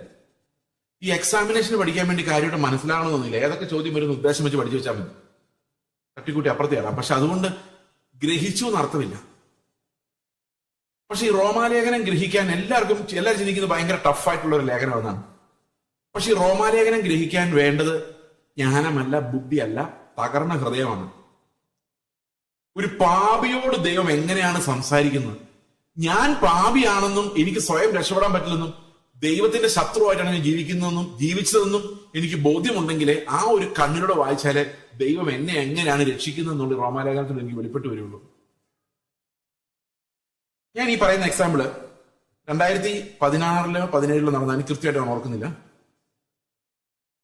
ഞങ്ങളുടെ ഒരു മകൻ ബാംഗ്ലൂരിലാണ്, അഡോപ്റ്റഡ് മകനാണ്. ബാംഗ്ലൂരിൽ ആയിരുന്നെന്ന് ഒരു കെയർ സെന്ററിലാണ് താമസിച്ചുകൊണ്ടിരുന്നത്. ഒരു ദിവസം ഞങ്ങൾ അവനെ കാണാൻ വേണ്ടി പോയപ്പോൾ ഞങ്ങൾ എല്ലാവരും അവിടെ ചെന്ന് അവനോട് കുറെ സംസാരിച്ച് കഴിഞ്ഞ് ഞാൻ തിരിച്ച് കാറിലോട്ട് കയറി. കാർ സ്റ്റാർട്ടാക്കുന്ന സമയത്ത് ഈ 2018 തോന്നുന്നു, കോവിഡ് വരുന്നതിനൊക്കെ മുമ്പ് കാർ സ്റ്റാർട്ട് ചെയ്യുന്നത് എനിക്ക് തോന്നി അവനോട് ഒന്നും കൂടെ പോയി ഒന്ന് ബൈ പറഞ്ഞിട്ട് വരാം. ഞാൻ ഇറങ്ങി അവൻ്റെ അടുത്ത് ചെന്ന് ഇങ്ങനെ തോളത്ത് കൈവച്ചു. അവൻ HIV പോസിറ്റീവാണ്. തോളത്ത് കൈവച്ചിട്ട് ഞാൻ അവനോട് പറഞ്ഞു, മോനെ പപ്പ അടുത്ത മാസം വരാൻ കേട്ടോ. അവൻ എന്നെ കെട്ടിപ്പിടിച്ചിട്ട് ഒരൊറ്റ കരച്ചിലാണ്. അപ്പൊ ഞാൻ വിചാരിച്ചു അവൻ കരയട്ടെ, കുറച്ച് ആ വിഷമം അങ്ങ് മാറട്ടെ വിചാരിച്ചു. കുറച്ചു നേരം കഴിഞ്ഞ് കരച്ചിൽ നിർത്തി. ഞാൻ വണ്ടി സ്റ്റാർട്ട് ചെയ്തു, ബൈ പറഞ്ഞു. അവൻ ചിരിച്ചു, ഞാനും ബൈ പറഞ്ഞ് തിരിച്ചു പോന്നു. വഴിയിലൂടെ പോകുമ്പോൾ എൻ്റെ ഹൃദയത്തിനകത്തൊരു ഭയങ്കരമായ വേദന വന്നു. ഞാൻ കർത്താവിനെ വിളിച്ചു, കർത്താവ് എന്തുകൊണ്ടാണ് അവൻ എൻ്റെ വീട്ടിൽ താമസിക്കാൻ പറ്റാതെ പോയത്? അപ്പൊ കർത്താവിന്റെ ആത്മാവോട് പറഞ്ഞു, അവൻ നിന്റെ രക്തത്തിൽ പിറന്ന മകനല്ലാത്തതുകൊണ്ട്. ഇതൊരു ഇടിവാള് പോലെ വന്നത്. കാരണം ഞാൻ വിചാരിച്ചത് ഈ HIV ഉള്ള കുഞ്ഞുങ്ങളെയൊക്കെ വളർത്തി ഞാൻ ഭയങ്കര നീതിമാനായിരുന്നു. കർത്താവിന്റെ ശബ്ദം ഇങ്ങനെ വന്നു കഴിഞ്ഞപ്പോഴേക്കും എൻ്റെ ഉള്ളിൽ വെപ്രാളമായി. വണ്ടി ഓടിച്ചോണ്ടിരിക്കുക. എൻ്റെ ഭാര്യയുണ്ട്, വേറെ ആരോ എൻ്റെ കൂടെ മോനുണ്ട്, വേറെ ആരോ 1-2 പേരുണ്ട്. ആരൊക്കെ ഉണ്ടെന്ന് ഞാൻ ഓർക്കുന്നില്ല. പിന്നെ വണ്ടി ഓടിച്ചോണ്ടിരിക്കുമ്പം എൻ്റെ ഉള്ളിൽ ഒരു തകർച്ച ഉണ്ടായി. അപ്പൊ ഞാൻ കർത്താവിനെ വിളിച്ചു, കർത്താവെ അവൻ 3 വയസ്സുള്ളപ്പം ഞങ്ങളുടെ വീട്ടിൽ വന്നാണ്. 10 വയസ്സ് വരെ ഞങ്ങളുടെ വീട്ടിൽ താമസിച്ചു, 10 വർഷം. പക്ഷെ ഞങ്ങൾ കേരളത്തിലോട്ട് പോരുന്ന സമയത്ത് ഇവനെ ഒരു കെയർ സെന്ററിലോട്ട് മാറ്റേണ്ടി വന്നു. കാരണം കേരളത്തിൽ വന്നു കഴിഞ്ഞാൽ HIV പോസിറ്റീവ് മകൻ, അപ്പനില്ല, അമ്മയ്ക്കില്ല, ഇതെങ്ങനെ വന്നു, ഇതാരാണ്, ഭയങ്കര എൻക്വയറി, ഇതിന്റെ ഉത്തരം പറയേണ്ടി വരും. തന്നെയല്ല ഇവിടെ മലയാളികൾക്ക് ഭയങ്കര പാരനോയിയ. ഇങ്ങനെയുള്ളവരെ കണ്ട് അവരതിൽ നടന്നു പോയത് പകരുമെന്ന് ആൾക്കാർക്ക് പേടിയാണ്. അതുകൊണ്ട് സ്കൂളിൽ കൊണ്ടുവിടാൻ വരെ പ്രയാസമാണ്. കേരളത്തിൽ ഇത് വലിയ പാടാണ്. അപ്പൊ ഞങ്ങൾ വിചാരിച്ചു ഞങ്ങൾ കേരളത്തിലോട്ട് മിനിസ്ട്രിക്ക് പോകുന്ന വഴിക്ക് ഇവനെ കെയർ സെന്റർ, തന്നെയല്ല ഓൾറെഡി ചെറിയ അസ്വസ്ഥതകളൊക്കെയാണ്, ആരോഗ്യപരമായിട്ടുള്ള പ്രശ്നങ്ങളൊക്കെ ഉണ്ട്. ഇപ്പൊ ട്രീറ്റ്മെന്റ് ആവശ്യമാണ്. അപ്പൊ ട്രീറ്റ്മെന്റും കൂടെ ഉള്ള ഒരു സ്ഥലത്ത് ഞങ്ങൾ ആക്കി. ഞാൻ കർത്താവ് എന്ത് ചെയ്യുമായിരുന്നു, ഇതല്ലേ വഴി ഉണ്ടായിരുന്നുള്ളൂ. അപ്പൊ കർത്താവിന്റെ ആത്മാവിനോട് പിന്നെയും പറഞ്ഞു, നിന്റെ രക്തത്തിൽ പിറന്ന കുഞ്ഞല്ലാത്തതുകൊണ്ടാണ്. ഒരു തരത്തിലും ദൈവം സമ്മതിക്കുന്നില്ല. ഞാൻ നീതിമാനാണെന്ന് സമ്മതിക്കുന്നില്ല. ഞാൻ നീതിമാനാണെന്ന് സമ്മതിച്ച് എനിക്ക് സമാധാനമായിട്ട് വണ്ടി പിടിച്ചു പോവാം. എന്നാലും നീ ഇത്രയും ചെയ്തല്ലോ, അത് മതി എന്ന് കർത്താവ് പറയുമായിരുന്നെങ്കിൽ ആശ്വാസമായനെ. പക്ഷെ അങ്ങനെ കർത്താവ് പറയുന്നില്ല. അപ്പൊ ഞാൻ ആലോചിച്ചു, എന്റെ സ്വന്തം രക്തത്തിൽ പിറന്ന കുട്ടിക്കാണ് ഇങ്ങനെ ഉണ്ടായതെങ്കിൽ ഞാൻ അവനെ ബാംഗ്ലൂരിൽ കെയർ സെന്ററിൽ വിട്ടിട്ട് എറണാകുളത്ത് വാടകയ്ക്ക് വീടെടുത്ത് താമസിക്കുമോ? ഒരിക്കലുമില്ല. ഞാൻ എല്ലാ നിമിഷവും അവൻ്റെ കൂടെ ചെലവഴിക്കാൻ ഇഷ്ടപ്പെട്ടേനെ. ഞാൻ ബാംഗ്ലൂരിൽ ഒരു വീടെടുത്തേനെ. അവന്റെ കൂടെ ഇരുന്ന് എല്ലാ ദിവസവും കരഞ്ഞേനെ. എനിക്ക് ഇമോഷൻസ് വരുന്നില്ല. എനിക്കറിയാം അവന് വയ്യെന്നറിയാം, എടുക്കുമ്പോഴേ വയ്യായിരുന്നു. I am adjusted to it. എനിക്ക് അതൊരു കരച്ചിലായിട്ട് മാറുന്നില്ല. അപ്പൊ മകനോടുള്ള സ്നേഹം പോലും അവന് കൊടുക്കാൻ പറ്റുന്നില്ല. അവൻ എന്നെ കെട്ടിപ്പിടിച്ച് കയറുന്നത് എനിക്ക് അവനോടുള്ള സ്നേഹമല്ല, അവൻ എന്നോടുള്ള സ്നേഹമാണ്. എനിക്ക് സ്നേഹിക്കാൻ ഒത്തിരി ആൾക്കാരുണ്ട്, അവൻ വേറെ ആരും ഇല്ല. ഇത് എന്നെ പൊളിച്ചു കളഞ്ഞു. ഞാൻ കർത്താവിനോട് പറഞ്ഞു, കർത്താവെ ഞാൻ ബാംഗ്ലൂർ വന്ന് റൂം എടുത്ത് ഞങ്ങള് താമസിക്കാം. കർത്താവിന്റെ ആത്മാവിനോട് പറഞ്ഞു, നീ ആ കെട്ടിടത്തിന്റെ അകത്ത് താമസിച്ചാലും നിന്റെ ഹൃദയം പോക്കാണ്. അതിനകത്ത് ഈ സ്നേഹം ഉണ്ടാക്കാനുള്ള കഴിവ് നിനക്കില്ല. അതിനുള്ള ഹോർമോൺ ഇല്ല. നമ്മൾ തമ്മിൽ തെല്ലിക്കാനുള്ള ഹോർമോൺ നമുക്ക് ഇഷ്ടം പോലെ ഉണ്ടെങ്കിലും ഈ സ്നേഹം അകപ്പെ ഉണ്ടാക്കുന്ന ഒരു ഹോർമോൺ ഇല്ല. ഈ സ്നേഹത്തിന്റെ നിർബന്ധത്താൽ മാത്രം അനുസരിക്കാൻ പറ്റുള്ളൂ എന്ന് പറയുമ്പോൾ ഒരു കുഴപ്പമുണ്ട്. ഈ സ്നേഹം ഉണ്ടാക്കാനുള്ള ഹോർമോൺ ഇല്ല നമുക്ക്. നിങ്ങൾ ആലോചിച്ചിട്ടുണ്ടോ, യേശുക്രിസ്തുവിന് മുമ്പ് മനുഷ്യരെ സ്നേഹിച്ച, പാപങ്ങളെ സ്നേഹിച്ച, പാവികളെ സ്നേഹിച്ച, ശത്രുക്കളെ സ്നേഹിച്ച ഒരൊറ്റ രാജാവ് അല്ലെങ്കിൽ ഒരൊറ്റ നേതാവിന്റെ കഥയുണ്ടോ യേശുക്രിസ്തുവിന് മുമ്പ്? ഇല്ല. ബുദ്ധൻ പറഞ്ഞത് ഉപദ്രവിക്കില്ലെന്ന അഹിംസ, സ്നേഹം എന്നൊരു വാക്ക് ഉപയോഗിച്ചിട്ടില്ല. ഒരു നോവലിൽ പോലുമില്ല, ഒരു നാടകത്തിൽ പോലുമില്ല. അങ്ങനെ ഒരു ആശയമില്ലായിരുന്നു. യേശുക്രിസ്തു ഭൂമിയിലേക്ക് വരുന്നവനെ സ്നേഹം എന്ന ഒരാശയം പോലും ഉണ്ടായിരുന്നില്ല. എല്ലാം തമ്മിൽ തല്ലിയും കൊന്നും ഒരു കരുണയില്ലാത്ത മനുഷ്യരായിരുന്നു. ഇപ്പോഴാണ് ക്രിസ്ത്യൻ മൊറാലിറ്റി ലോകം മുഴുവൻ വന്നപ്പോഴേക്കും സ്നേഹിക്കണമെന്നൊരാശയം നമ്മുടെ ഉള്ളിൽ തോന്നുന്നു. സ്നേഹമാണ് അഖില സാരമൊഴി എന്നൊക്കെ ആൾക്കാർ എഴുതാൻ തുടങ്ങിയത് ക്രിസ്തുവിന് ശേഷമാണ്. അപ്പോൾ ഈ സ്നേഹത്തിന്റെ പ്രത്യേകത, ഈ സ്നേഹം കുഞ്ഞുങ്ങളെ കാണുമ്പോൾ വാത്സല്യം ഉണ്ടാക്കുന്ന ഹോർമോൺ നമുക്കുണ്ട്. പക്ഷെ അയൽവക്കത്തെ കുഞ്ഞിനെ കാണുമ്പോൾ അതേ വാത്സല്യം തോന്നിപ്പിക്കുന്ന ഹോർമോൺ എനിക്ക് ഉണ്ടാവില്ല. കൽപ്പന അതാണ് തന്നെ. ഞാൻ സാധാരണ ചോദിക്കുന്ന ഒരു ചോദ്യമാണ്, നിന്നെപ്പോലെ നിന്റെ അയൽക്കാരനെ സ്നേഹിക്കണമല്ലോ. അപ്പൊ എന്റെ കൊച്ചു പരീക്ഷയ്ക്ക് തോറ്റ എനിക്ക് ഭയങ്കര സങ്കടമായിരിക്കുമല്ലോ, അല്ലെ? അയ്യോ നീയൊക്കെ എന്താ പഠിക്കാൻ നടക്കുവാടാ, നിനക്ക് സമയത്ത് പഠിച്ചാൽ എന്നെ കുഴപ്പം, കണ്ടില്ലേ തോറ്റു വന്നിരിക്കുന്ന നാണം കെടുത്തി. അപ്പോഴാണ് അയൽവക്കത്തെ പയ്യനും തോറ്റു എന്നറിയുന്നത്. അപ്പൊ നമുക്ക് കുറച്ച് ആശ്വാസം തോന്നുമോ അതോ സങ്കടം ഡബിൾ ആവോ? ഒരാശ്വാസം തോന്നും അല്ലേ? കാരണം എന്താ, ഒരു കൂട്ടായാലും എന്റെ മകനെ നിന്ദിക്കും. അങ്ങനെ നമുക്ക് ആ സ്നേഹം ഉണ്ടാക്കാൻ പറ്റത്തില്ല.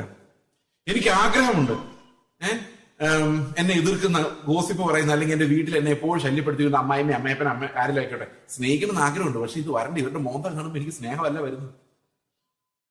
ഞാൻ ഇതുമായിട്ട് യുദ്ധം ചെയ്തുകൊണ്ടിരിക്കുക. എന്റെ ശരീരത്തിന്റെ ആ തത്വങ്ങൾ എന്നെ തകർത്തോണ്ടിരിക്കുകയാണ്. ആ തകർത്തോണ്ടിരിക്കുന്ന അടിമയായ, പാപത്തിന് അടിമയായ എന്നോട് പറയാണ്, നീ നിന്റെ ശത്രുക്കളെ സ്നേഹിക്കണം, ഉപദ്രവിക്കുന്നവർ പറഞ്ഞ് കേൾക്കാൻ എളുപ്പം, പക്ഷെ നമ്മളെ കൊണ്ട് നടക്കത്തില്ല. ഇത് നടക്കണമെങ്കിൽ ഒരു ആത്മികമായ പ്രോസസ്സിലൂടെ, വീണ്ടും ജനനത്തിലൂടെ നമ്മൾ കടന്നു പോയാൽ മാത്രമേ ഇത് അനുസരണമായി നമ്മൾ വരുള്ളൂ. മനസ്സിലായോ? സന്തോഷമായോ? ഒരു കാര്യത്തിൽ ആശ്വാസമില്ല, എല്ലാം പോക്കാന്ന് നമ്മളെല്ലാം പറയുന്ന ആ ഒരു ആശ്വാസമെങ്കിലും നിങ്ങൾക്ക് വന്നു കാണുമെന്ന് ഞാൻ വിചാരിക്കുന്നു. പക്ഷെ ദൈവത്തിന്റെ കരുണയാൽ അവൻ ഈ നീതി നടപ്പാക്കാൻ ഒരു പ്രത്യേക പദ്ധതി, അതായത് പാപികളെ രക്ഷിക്കാൻ വേണ്ടിയുള്ള ഒരു പ്രത്യേക പദ്ധതി ദൈവം ആവിഷ്കരിച്ചു. ആ പദ്ധതി എങ്ങനെയാന്ന് വെച്ച് കഴിഞ്ഞാൽ, ദൈവം നമുക്ക് ഈ നീതി സൗജന്യമായി തരാൻ തീരുമാനിച്ചു. അത് ഞാനൊന്ന് വിശദീകരിക്കാൻ. ഇപ്പൊ ഞാൻ നിങ്ങളോട് വചനം സംസാരിച്ചുകൊണ്ടിരിക്കും. ഞാൻ സമ്പന്നനാണെങ്കിൽ ഞാൻ ഇങ്ങനെ ചിന്തിക്കാം, ഇന്നത്തെ ദിവസം 3-ാമത്തെ പ്രസംഗമാണ്, എന്തുമാത്രമാണ് ഞാൻ പ്രസംഗിച്ചത്. ഒന്നുമില്ല, ഞാൻ പറയാം എക്സാമ്പിൾ. ദൈവം എനിക്ക് കുറച്ച് നല്ല മാർക്ക് അവിടെ ഇടുമായിരിക്കും. അപ്പൊ ഞാൻ ആത്മീയ സമ്പന്നല്ലേ, കുറച്ച് കാര്യം ഉണ്ടല്ലേ. ഇനി ഇങ്ങനെ ചിന്തിച്ചു നോക്കിയാൽ ദരിദ്രനാവും ഞാൻ. ഒന്നുമില്ല, ഇങ്ങനെ ഇത്രയും പ്രസംഗിച്ചിട്ടും കർത്താവ് എനിക്ക് 0 അല്ലാതെ ഒന്നും തരാൻ സാധ്യതയില്ല. എന്റെ കാരണം എന്താണെന്ന് വെച്ച് കഴിഞ്ഞാൽ, ഞാൻ നേരത്തെ പറഞ്ഞ പോലെ യേശുക്രിസ്തു പ്രസംഗിച്ചപ്പം ഭയങ്കര സ്നേഹത്തോടെ, ഒരു പരാതി ഇല്ലാതെയാ പ്രസംഗിച്ചല്ലേ, അല്ലേ? എന്റെ സ്ഥാനത്ത് ക്രിസ്തു ആയിരുന്നെങ്കിൽ എങ്ങനെയായിരിക്കും നിങ്ങളോട് സംസാരിക്കുന്നത്? ഭയങ്കര സ്നേഹമായിരിക്കും, ഭയങ്കര ഭാരമായിരിക്കും. എനിക്ക് നിങ്ങളോട് ശരിക്കും സ്നേഹമൊന്നുമില്ല. സ്നേഹം ഉണ്ടോ എന്ന് ചോദിച്ചോണ്ട്, വൈരാഗ്യമില്ല എന്നല്ലാതെ യേശുക്രിസ്തു എന്നെ സ്നേഹിച്ച സ്നേഹമൊന്നും എനിക്ക് നിങ്ങളോടില്ല. കാരണം ഈ ഒരാഴ്ച കഴിഞ്ഞ് ഞാൻ ഇവിടുന്ന് ഫ്ലൈറ്റിൽ കയറി തിരിച്ച് കേരളത്തിലെത്തി ഒരു 3-4 ദിവസം 5-6 ദിവസം കഴിയുമ്പോൾ നിങ്ങളുടെ പലരുടെയും മുഖം ഞാൻ മറന്നുപോകും. കഴിഞ്ഞ ദിവസം ഞാൻ എയർപോർട്ടിലൂടെ വരുമ്പോൾ ഒരു സഹോദരി എന്നെ മീറ്റ് ചെയ്തു. ആ സഹോദരി പാസ്റ്റർ എന്നെ മനസ്സിലായി. ഞാൻ പറഞ്ഞില്ല, പാസ്റ്റർ പണ്ട് ശാരദ ചർച്ച കൂടി വന്നപ്പോ ഞങ്ങളുടെ വീട്ടിൽ വന്നായിരുന്നു. ആണോ? ഓക്കെ, സോറി, ഓർമ്മയില്ല. ഇതൊരു ചെറിയ കാര്യം. ഒരു 3-4 വർഷം മുമ്പ് ഞാനൊരു ചർച്ച പ്രസംഗം കഴിഞ്ഞപ്പോൾ ഒരു അങ്കിള് ഇത് പ്രസംഗം കഴിഞ്ഞ് എന്റെ അടുത്ത് വന്നിട്ട് ചോദിച്ചു, എന്നെ ഓർമ്മയുണ്ടോ പാസ്റ്റർ? ഞാൻ പറഞ്ഞില്ലല്ലോ. 6 മാസം മുമ്പ് പാസ്റ്റർ ഞങ്ങളുടെ ചർച്ച വന്ന് ഓർമ്മയുണ്ടോ? അതുണ്ട്. അന്ന് 3 ദിവസം ഞങ്ങളുടെ വീട്ടിലാണ് താമസിച്ചത്. ഞാൻ പറഞ്ഞു, എന്റെ കർത്താവ്, എന്റെ ഓർമ്മ ഇത് ഭയങ്കര പ്രശ്നമാണ്. അപ്പൊ നിങ്ങൾ ആരെങ്കിലും വഴി വെച്ച് കണ്ടിട്ട് ഞാൻ ഓർത്തില്ലെങ്കിൽ, ഇവന്റെ കൂടെ ഇത്രയും നാളും സംസാരിച്ചിട്ട് ഇവൻ ഓർത്തില്ലെന്ന് ചിന്തിക്കരുത്. സ്നേഹമില്ലായ്മ ആയിരിക്കാം, അല്ലെ? ആയിരിക്കാം. കാരണം ഇതെല്ലാം കൂടെ കണക്കടാ. നമ്മുടെ ശരീരത്തിനകത്ത് പാപം വസിക്കുന്നത്. ഇപ്പൊ ഓരോ ദിവസം ചെല്ലുന്ന ഒരു മെമ്മറി നന്നായി വരുമല്ലോ, മെമ്മറി മോശമായി വരുവാ. അപ്പൊ നിങ്ങൾ പറയാ, സ്നേഹം എന്നും പറഞ്ഞ് എന്താ ഡയലോഗായിരുന്നു. വഴി കണ്ടിട്ട് മൈൻഡ് ചെയ്യാതെ പോകുന്ന കണ്ടില്ല അഹങ്കാരി നിങ്ങളുടെ ഹൃദയം തോന്നും. ഞാനാണ് പറയുന്നത്, യേശുക്രിസ്തുവിന്റെ നീതിയുമായിട്ട് താരതമ്യപ്പെടുത്തുമ്പോൾ എനിക്ക് 0 കിട്ടിയാൽ തന്നെ ഭാഗ്യം. എന്നെ ശരിക്കും തല്ലി ഓടിക്കുക വേണ്ടത്. അപ്പൊ ഞാൻ ഇവിടെ ഇങ്ങനെ നിൽക്കുമ്പോ ഞാൻ ദരിദ്രൻ, ഒന്നും ചെയ്തിട്ടില്ല. കാരണം രാവിലെ തൊട്ട് 3 0 സമ്പാദിച്ചേക്കുന്നത്. അപ്പൊ ഞാൻ ദരിദ്രനാണോ സമ്പന്നനാണോ? അപ്പൊ നമ്മുടെ ചിന്താഗതി എങ്ങനെ പോകേണ്ടത്? ദാരിദ്ര്യം എന്ന് പറഞ്ഞാൽ എന്താ മനസ്സിലായോ? എന്തോ ദാരിദ്ര്യം? നമ്മൾ എന്ത് ചെയ്താലും ദൈവത്തിന്റെ നീതിയെ ഒന്ന് തൊടാൻ പോലും സാധിക്കില്ല എന്നുള്ളതാണ് ഈ ദാരിദ്ര്യം. ശരിക്കുമുള്ള ദാരിദ്ര്യം എന്താണ്? കയ്യിൽ 5 പൈസ ഇല്ല, മഞ്ച് വാങ്ങി തിന്നാൻ പോലും മഞ്ച് 5 നയാ പൈസ ഇല്ല. അതാണ് ദാരിദ്ര്യം. എനിക്ക് എന്റെ കയ്യിലുള്ള റിസോഴ്സ് കൊണ്ട് ഒന്നും ചെയ്യാൻ പറ്റുന്നില്ല. എന്റെ കയ്യിലുള്ള റിസോഴ്സസ് ഞാൻ മുമ്പിൽ ചെയ്യാനിരിക്കുന്ന കാര്യങ്ങള് ആയിട്ട് ഒന്നും എന്നെ കൊണ്ട് സാധിക്കുന്നില്ല. അതിന് ദാരിദ്ര്യം എന്ന് പറയുന്നത്.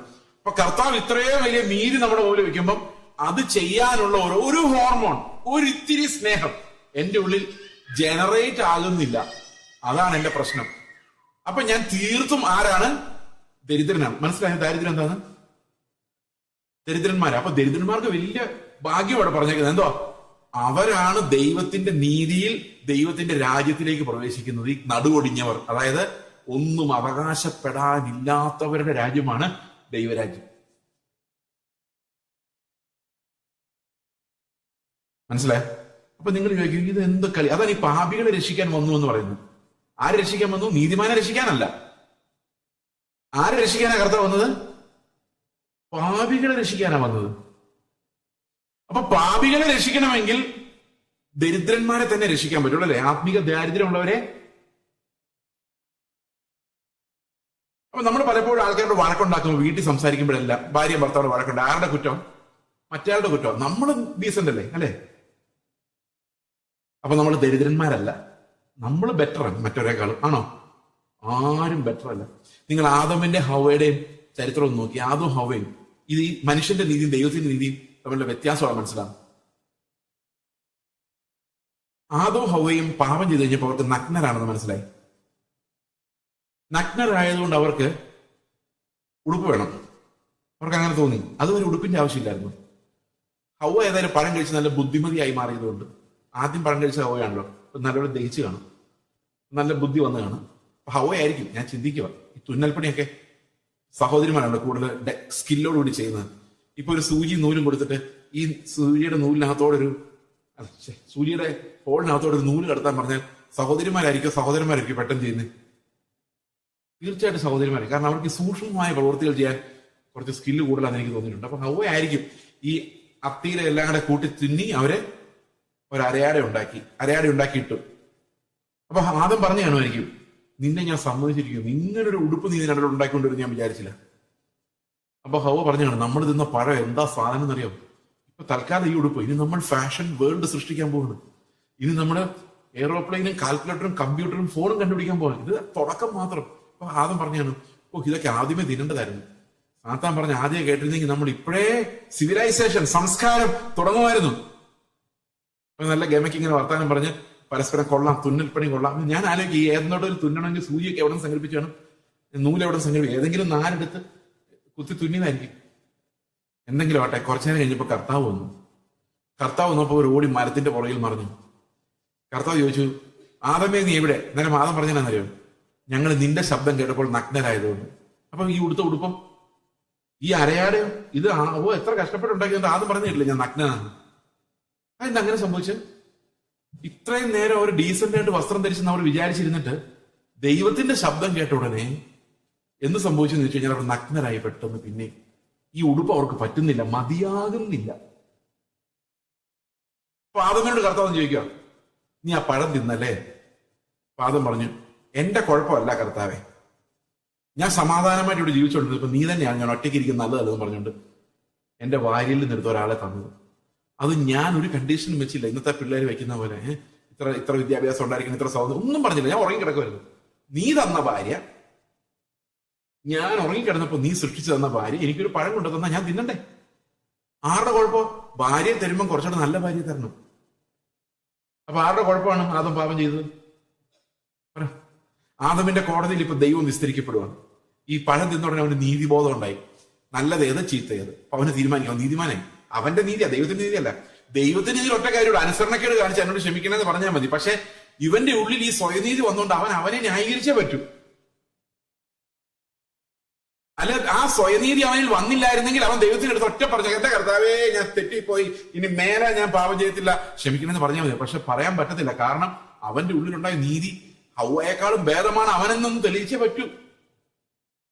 ഞാൻ പാപമാണെന്ന് തെളിയിച്ചേ പറ്റൂ. നമ്മുടെ ഉള്ളിൽ ഞാൻ പാപമാണെന്നും ഞാൻ നീതിമാനാണെന്നും തെളിയിക്കാൻ നടത്തുന്ന എല്ലാ അഭ്യാസങ്ങളും നമ്മൾ ആത്മീക ധനവാന്മാരാണെന്നാണ് കാണിക്കുന്നത്. മനസ്സിലായോ? അപ്പൊ ഹവ്വയോട് വെച്ചപ്പോ ഹവ്വ പെന്തിക്കോസ്തുകാരി ആയിരുന്നുകൊണ്ട് ഹവ്വ പറഞ്ഞ എല്ലാം സാത്താന്റെ പണിയാണ്, പിശാചിന്റെ പോരാട്ടമായിരുന്നു ബ്രദർ. ബ്രദർ എന്നല്ല, കർത്താവെ പിശാച് പറ്റിച്ചതാണ്. അപ്പൊ രണ്ടുപേരും കൈ കഴുകി. ഞാൻ ആദ്യം വിചാരിച്ചുകൊണ്ടിരുന്നത് ദൈവം എന്താ ഇവരെങ്ങനെ ഇറക്കി വിട്ടതെന്ന്. പക്ഷെ മാപ്പ് പറഞ്ഞ് അവര് ക്ഷമ ചോദിച്ചിട്ടില്ല. അവർ കർത്താവിന് പറഞ്ഞില്ല, കർത്താവ് ഞങ്ങൾ തെറ്റിപ്പോയി ക്ഷമിക്കണേ. അവർക്കൊരു രാജ്യമുണ്ടായി. അവര് വിചാരിക്കുകയാണ് ഇതാണ് നീതി. അവന്റെ കോടതിയിലിട്ട് വിസ്തരിച്ചപ്പോൾ ദൈവമാണ് ഏറ്റവും വലിയ പ്രതി എന്നാണ് മനസ്സിലായത്. അവൻ ദൈവത്തിന്റെ ശത്രുവായി മാറി. എത്ര അഭിനയിച്ചാലും ഒരു മനുഷ്യൻ ദൈവത്തിന്റെ ശത്രുവായിട്ട് ഇരിക്കുന്നു. ഇന്നും അങ്ങനെ തന്നെയാണ്. ഇനി മനുഷ്യൻ എന്താ ആലോചിക്കുന്നറിയോ? എങ്ങനെ ദൈവത്തെക്കാൾ മിടുക്കനാകാം. സൃഷ്ടിയുടെ കാര്യം തന്നെ വെച്ചു. ഇപ്പം ദൈവം സൃഷ്ടിച്ച ഒരാളാണ് ഈ നിൽക്കുന്നത്. നടുവേദന, കാലുവേദന, കൈവേദന, ജലദോഷം, പനി, ചുമ വന്നാൽ മാറാൻ എന്താ പാട് ഇപ്പോഴും ഉണ്ട്. ഒരു 2-3 ആഴ്ച മുമ്പ് വന്ന ഈ മനുഷ്യനുണ്ടാക്കുന്ന റോബോട്ടുകളുണ്ട്, ആർട്ടിഫിഷ്യൽ ഇന്റലിജൻസ് വെച്ച്. ചുമയും ഇല്ല, പനിയും ഇല്ല, നടുവേദനയില്ല, ഒന്നുമില്ല. ഇങ്ങനെ നടന്നോളും. ഹാർട്ട് അറ്റാക്ക് ഉണ്ടാവില്ല, പ്രഷറും ഇല്ല, ഡയബറ്റീസും ഇല്ലാത്ത സാധനങ്ങൾ ആരുണ്ടാക്കുന്നത്? മനുഷ്യൻ. അപ്പൊ ദൈവത്തോട് ഇപ്പൊ ഞാൻ മരിച്ചു പോയി കഴിഞ്ഞാൽ എന്നെ പോലെ തന്നെ ഇരിക്കുന്ന ഒരു ആൻഡ്രോയിഡ് ഹ്യൂമനോയിഡ് റോബോട്ടിനെ ഉണ്ടാക്കി മെഷീൻ ലേണിങ്ങിലൂടെ ഞാൻ പറയുന്ന പ്രസംഗങ്ങളെല്ലാം അതിനെ ഫീഡ് ചെയ്ത് എന്റെ വീഡിയോ കാണിച്ചു കൊടുത്ത് ഞാൻ എങ്ങനെ ചിരിക്കും, എങ്ങനെ കൈ കാണിക്കും, ഇതെല്ലാം കാണിച്ചു കൊടുത്ത് പഠിപ്പിക്കും. ഈ മെഷീനെ പഠിപ്പിച്ചെടുത്തു കഴിഞ്ഞാൽ നാളെ നിങ്ങൾ നോക്കുമ്പോൾ മെഷീൻ ഇങ്ങനെ കയറി വരും. എന്നെ പോലെ തന്നെ ഇവിടെ നിൽക്കും. മടുത്തു പോലെ. വെള്ളവും കൊടുക്കണ്ട, ആഹാരം കൊടുക്കണ്ട, കാശ് കൊടുക്കണ്ട, ഒന്നും കൊടുക്കണ്ട. നിന്ന് പ്രസംഗിച്ചോളും. മണിക്കൂറിൽ ചാർജ് ചെയ്താൽ മതി. ഇടയ്ക്കിടയ്ക്ക് ചാവത്തില്ലത്. അപ്പൊ ആരുടെ സൃഷ്ടിയാ ഭേദം? എനിക്കത് പറഞ്ഞപ്പോ വെള്ളം കുടിക്കാൻ തോന്നുന്നു. ആരുടെ സൃഷ്ടിയാ ഭേദം? മനുഷ്യൻ ചോദിക്കുക, ഞങ്ങൾ സൃഷ്ടിച്ചതാണ് ഭേദം. അപ്പൊ വേറെ കുറെ ആൾക്കാരെന്ന് പറയുന്നത് നിന്റെ നീതി എന്തിനുള്ള, അതിനേക്കാൾ വലിയ നീതി ഞങ്ങൾ ഉണ്ടാക്കിയിട്ടുണ്ട്. അതെങ്ങനെ? നിങ്ങൾ ക്രിസ്ത്യാനികളല്ലേ, നിങ്ങൾക്ക് ഹോമോസെക്ഷൽസിനും ലെസ്ബിയൻസിനും ചർച്ചിനകത്ത് കയറ്റി കർത്തവ്യം കൊടുക്കാൻ പറ്റുമോ? പറ്റില്ലല്ലോ. ഞങ്ങൾക്ക് പറ്റും. അപ്പൊ ആരുടെ നീതിയാ വലുത്? അപ്പൊ മനുഷ്യൻ ദൈവത്തെക്കാളും സ്നേഹമുള്ളവനും ദൈവത്തെക്കാൾ കഴിവുള്ളവനും ആകാനുള്ളൊരു മത്സരം എന്ന് തുടങ്ങി ഏദൻ തോട്ടത്തിൽ തുടങ്ങിയതാ. അത് ഇന്ന് അവസാനം ആകുമ്പോഴേക്ക് ബാബിലോൺ എന്ന് പറയുന്ന മനുഷ്യനിർമ്മിതമായ സംസ്കാരം ദൈവത്തോടുള്ളൊരു വലിയ മത്സരത്തിനകത്താണ് ഇപ്പൊ ഇരിക്കുന്നത്. ഓക്കെ.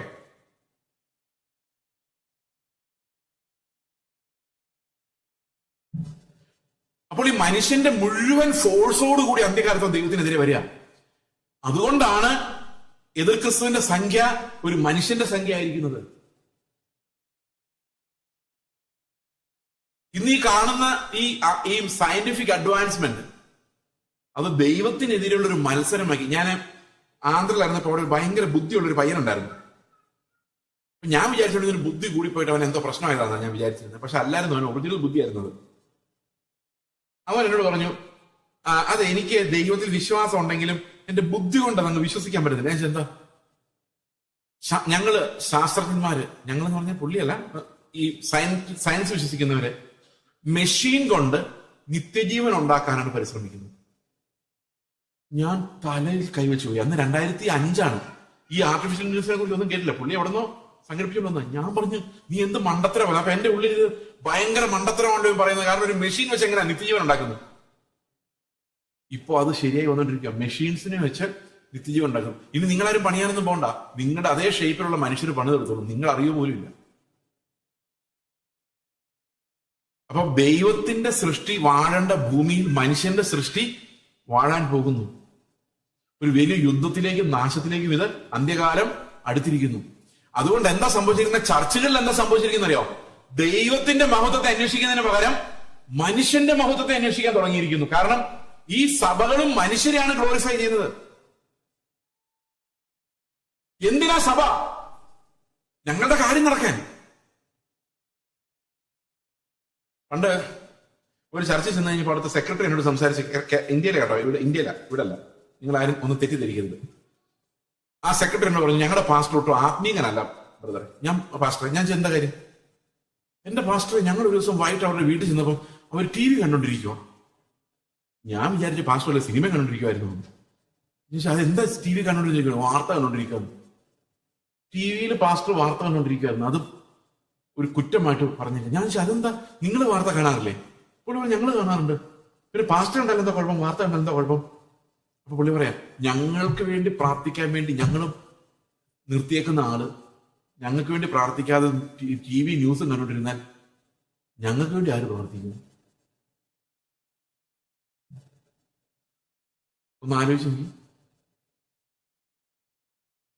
അപ്പൊ എന്തിനാ സഭ, എന്തിനാ പാസ്റ്റർ? ഞങ്ങളുടെ പിള്ളേരെ അക്കരെ കിടത്താൻ. ഞങ്ങൾക്ക് പ്രാർത്ഥിക്കാനോ ബൈബിൾ വായിക്കാനോ ഒന്നും സമയമില്ല. അതുകൊണ്ട് അവിടെ കാശ് കൊടുത്ത് തിരിച്ചേക്കുക. പ്രാർത്ഥിച്ച് ഞങ്ങളുടെ പിള്ളേരെ എപ്പോഴും അപ്പുറത്ത് വിടും.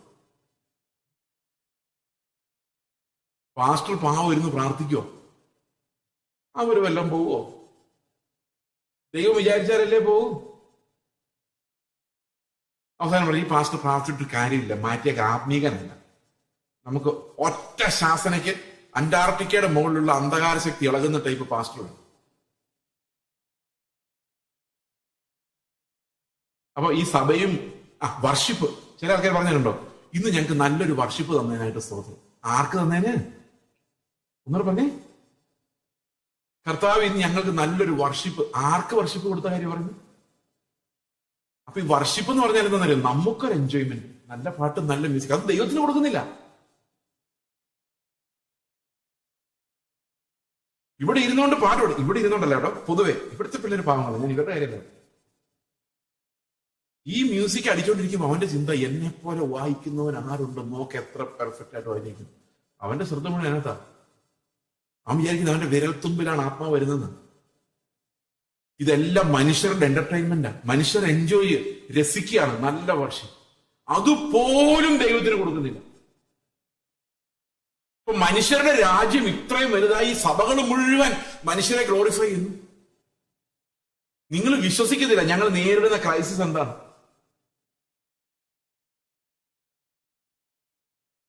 എന്തെല്ലാം തരത്തിലുള്ള മഹത്വമാണ് മനുഷ്യൻ അന്വേഷിക്കുന്നത്. അവർ ദരിദ്രന്മാരാണോ? അല്ല, ഭയങ്കര സമ്പന്നന്മാരായാണ് അഭിനയിക്കുന്നത്. നിങ്ങൾ നമ്മുടെ നടക്കുന്ന കല്യാണങ്ങൾ ആലോചിച്ച് നോക്ക്. പൈസ ഉള്ളവരുമായിട്ട് കല്യാണം അല്ലെ? അത് പിന്നെ എന്തേലും ആട്ടെ. വിദ്യാഭ്യാസമുള്ളവരുമായിട്ട് കല്യാണം, അത് പിന്നെ എന്തേലും ആട്ടെ. ഞാൻ എന്തേലും ആട്ടെന്ന് പറയുന്നത് എന്തുകൊണ്ടാണെന്നറിയോ?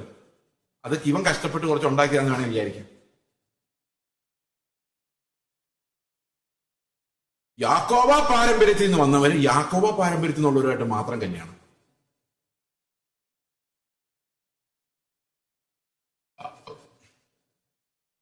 കഴിഞ്ഞ ദിവസം ഒരു IPSലെ പാസ്റ്ററുടെ അമ്മ നിലവിളിച്ച് കരയുക മകളോട്. കല്യാണം കഴിക്കാൻ പോകുന്ന ആള് ഹിന്ദു വിശ്വാസത്തിൽ നിന്ന് കൺവേർട്ട് ചെയ്ത് വന്നയാളാണ് കുറെ വർഷങ്ങൾക്ക് മുമ്പ്. ഇപ്പോഴെങ്കിലും എന്നാലും നിനക്ക് കല്യാണം കഴിക്കാൻ ഒരു ഹിന്ദുവിനെ കിട്ടിയുള്ളൂ വെച്ചപ്പോൾ നെഞ്ചു തടിച്ച് കരയുക. എന്നിട്ട് അപ്പം നുറുക്കി വെക്കുമ്പം പറഞ്ഞു വിട്ടവരെല്ലാം മാറി നിൽക്കും. പക്ഷെ യേശു അപ്പം ഒന്നാകൊണ്ട് പലരായ നാം ഒരു ശരീരമാവുമെന്ന് പറഞ്ഞിട്ട് അപ്പം എടുത്തിട്ട് മനസ്സിൽ ചിന്തിക്കും, ഇരിക്കുന്ന കണ്ടില്ലേ ഞങ്ങളോട് കയറി ഇരിക്കുന്നു കൺവേർട്സ്. അവര് ഹൈന്ദവ വിശ്വാസം വന്നപ്പോ അവരെ ഇറക്കി വിട്ടു അവരുടെ വീട്ടിൽ നിന്ന്.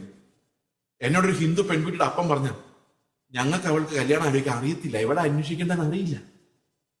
നിങ്ങൾ എവിടെ നിന്നെങ്കിലും ഒന്ന് ആലോചിക്കുക. ഞാൻ ആലോചിച്ച് ചെല്ലുമ്പം അച്ചായന്മാരുടെ മക്കളെ ആരും കിട്ടിയില്ല.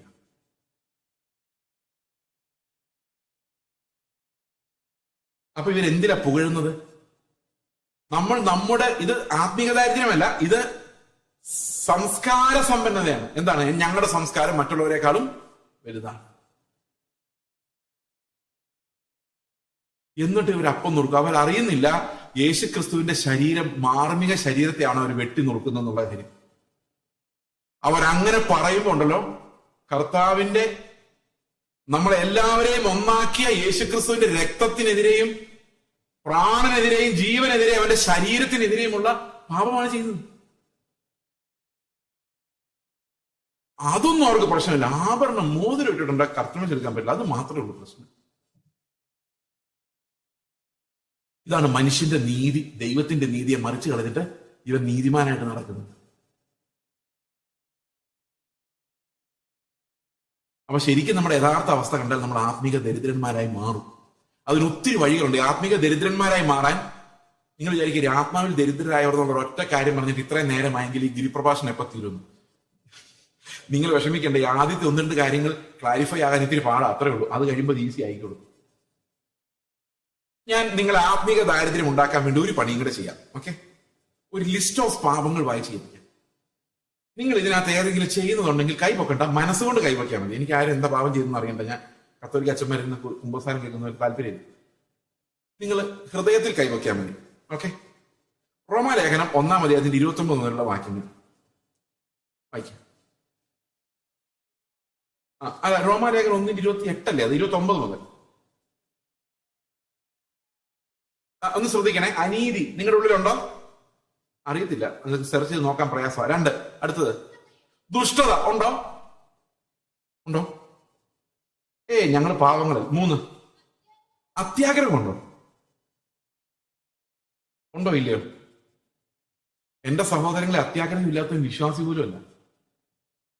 അത്യാഗ്രഹം ഇല്ലാതെ എങ്ങനെ നമ്മൾ വലിയ വിശ്വാസിയാണെന്ന് എന്നോട് ആൾക്കാർ പറയുന്നുണ്ട്. ചെറിയ കാര്യങ്ങളൊന്നും പ്രാർത്ഥിക്കരുത്, അത് ഒരു വിശ്വാസക്കുറവാണ്.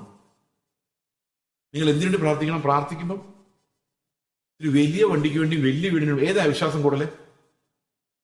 ഏതാ വിശ്വാസം കൂടുതൽ? നിങ്ങൾ പറ, ഏതാ വിശ്വാസം കൂടുതൽ? വലിയതിനു വേണ്ടി പ്രാർത്ഥിക്കുന്നതല്ലേ വിശ്വാസം കൂടുതൽ? തലയാട്ടുന്ന പോലും ഇല്ല.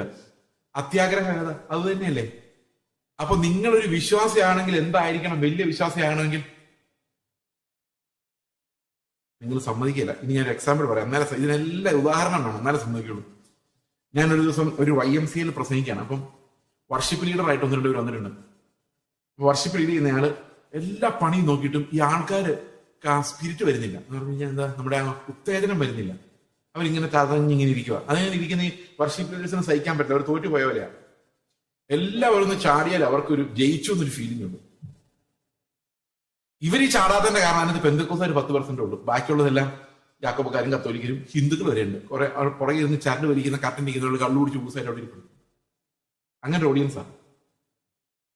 അപ്പൊ ഒരാളും അനങ്ങാതായി കഴിഞ്ഞപ്പോഴേക്ക് ഈ പുള്ളി പറഞ്ഞു, 5 പൈസ കയ്യിലില്ലാതെ തെണ്ടി തിരിഞ്ഞ് നടന്നവനാണ് ഞാൻ.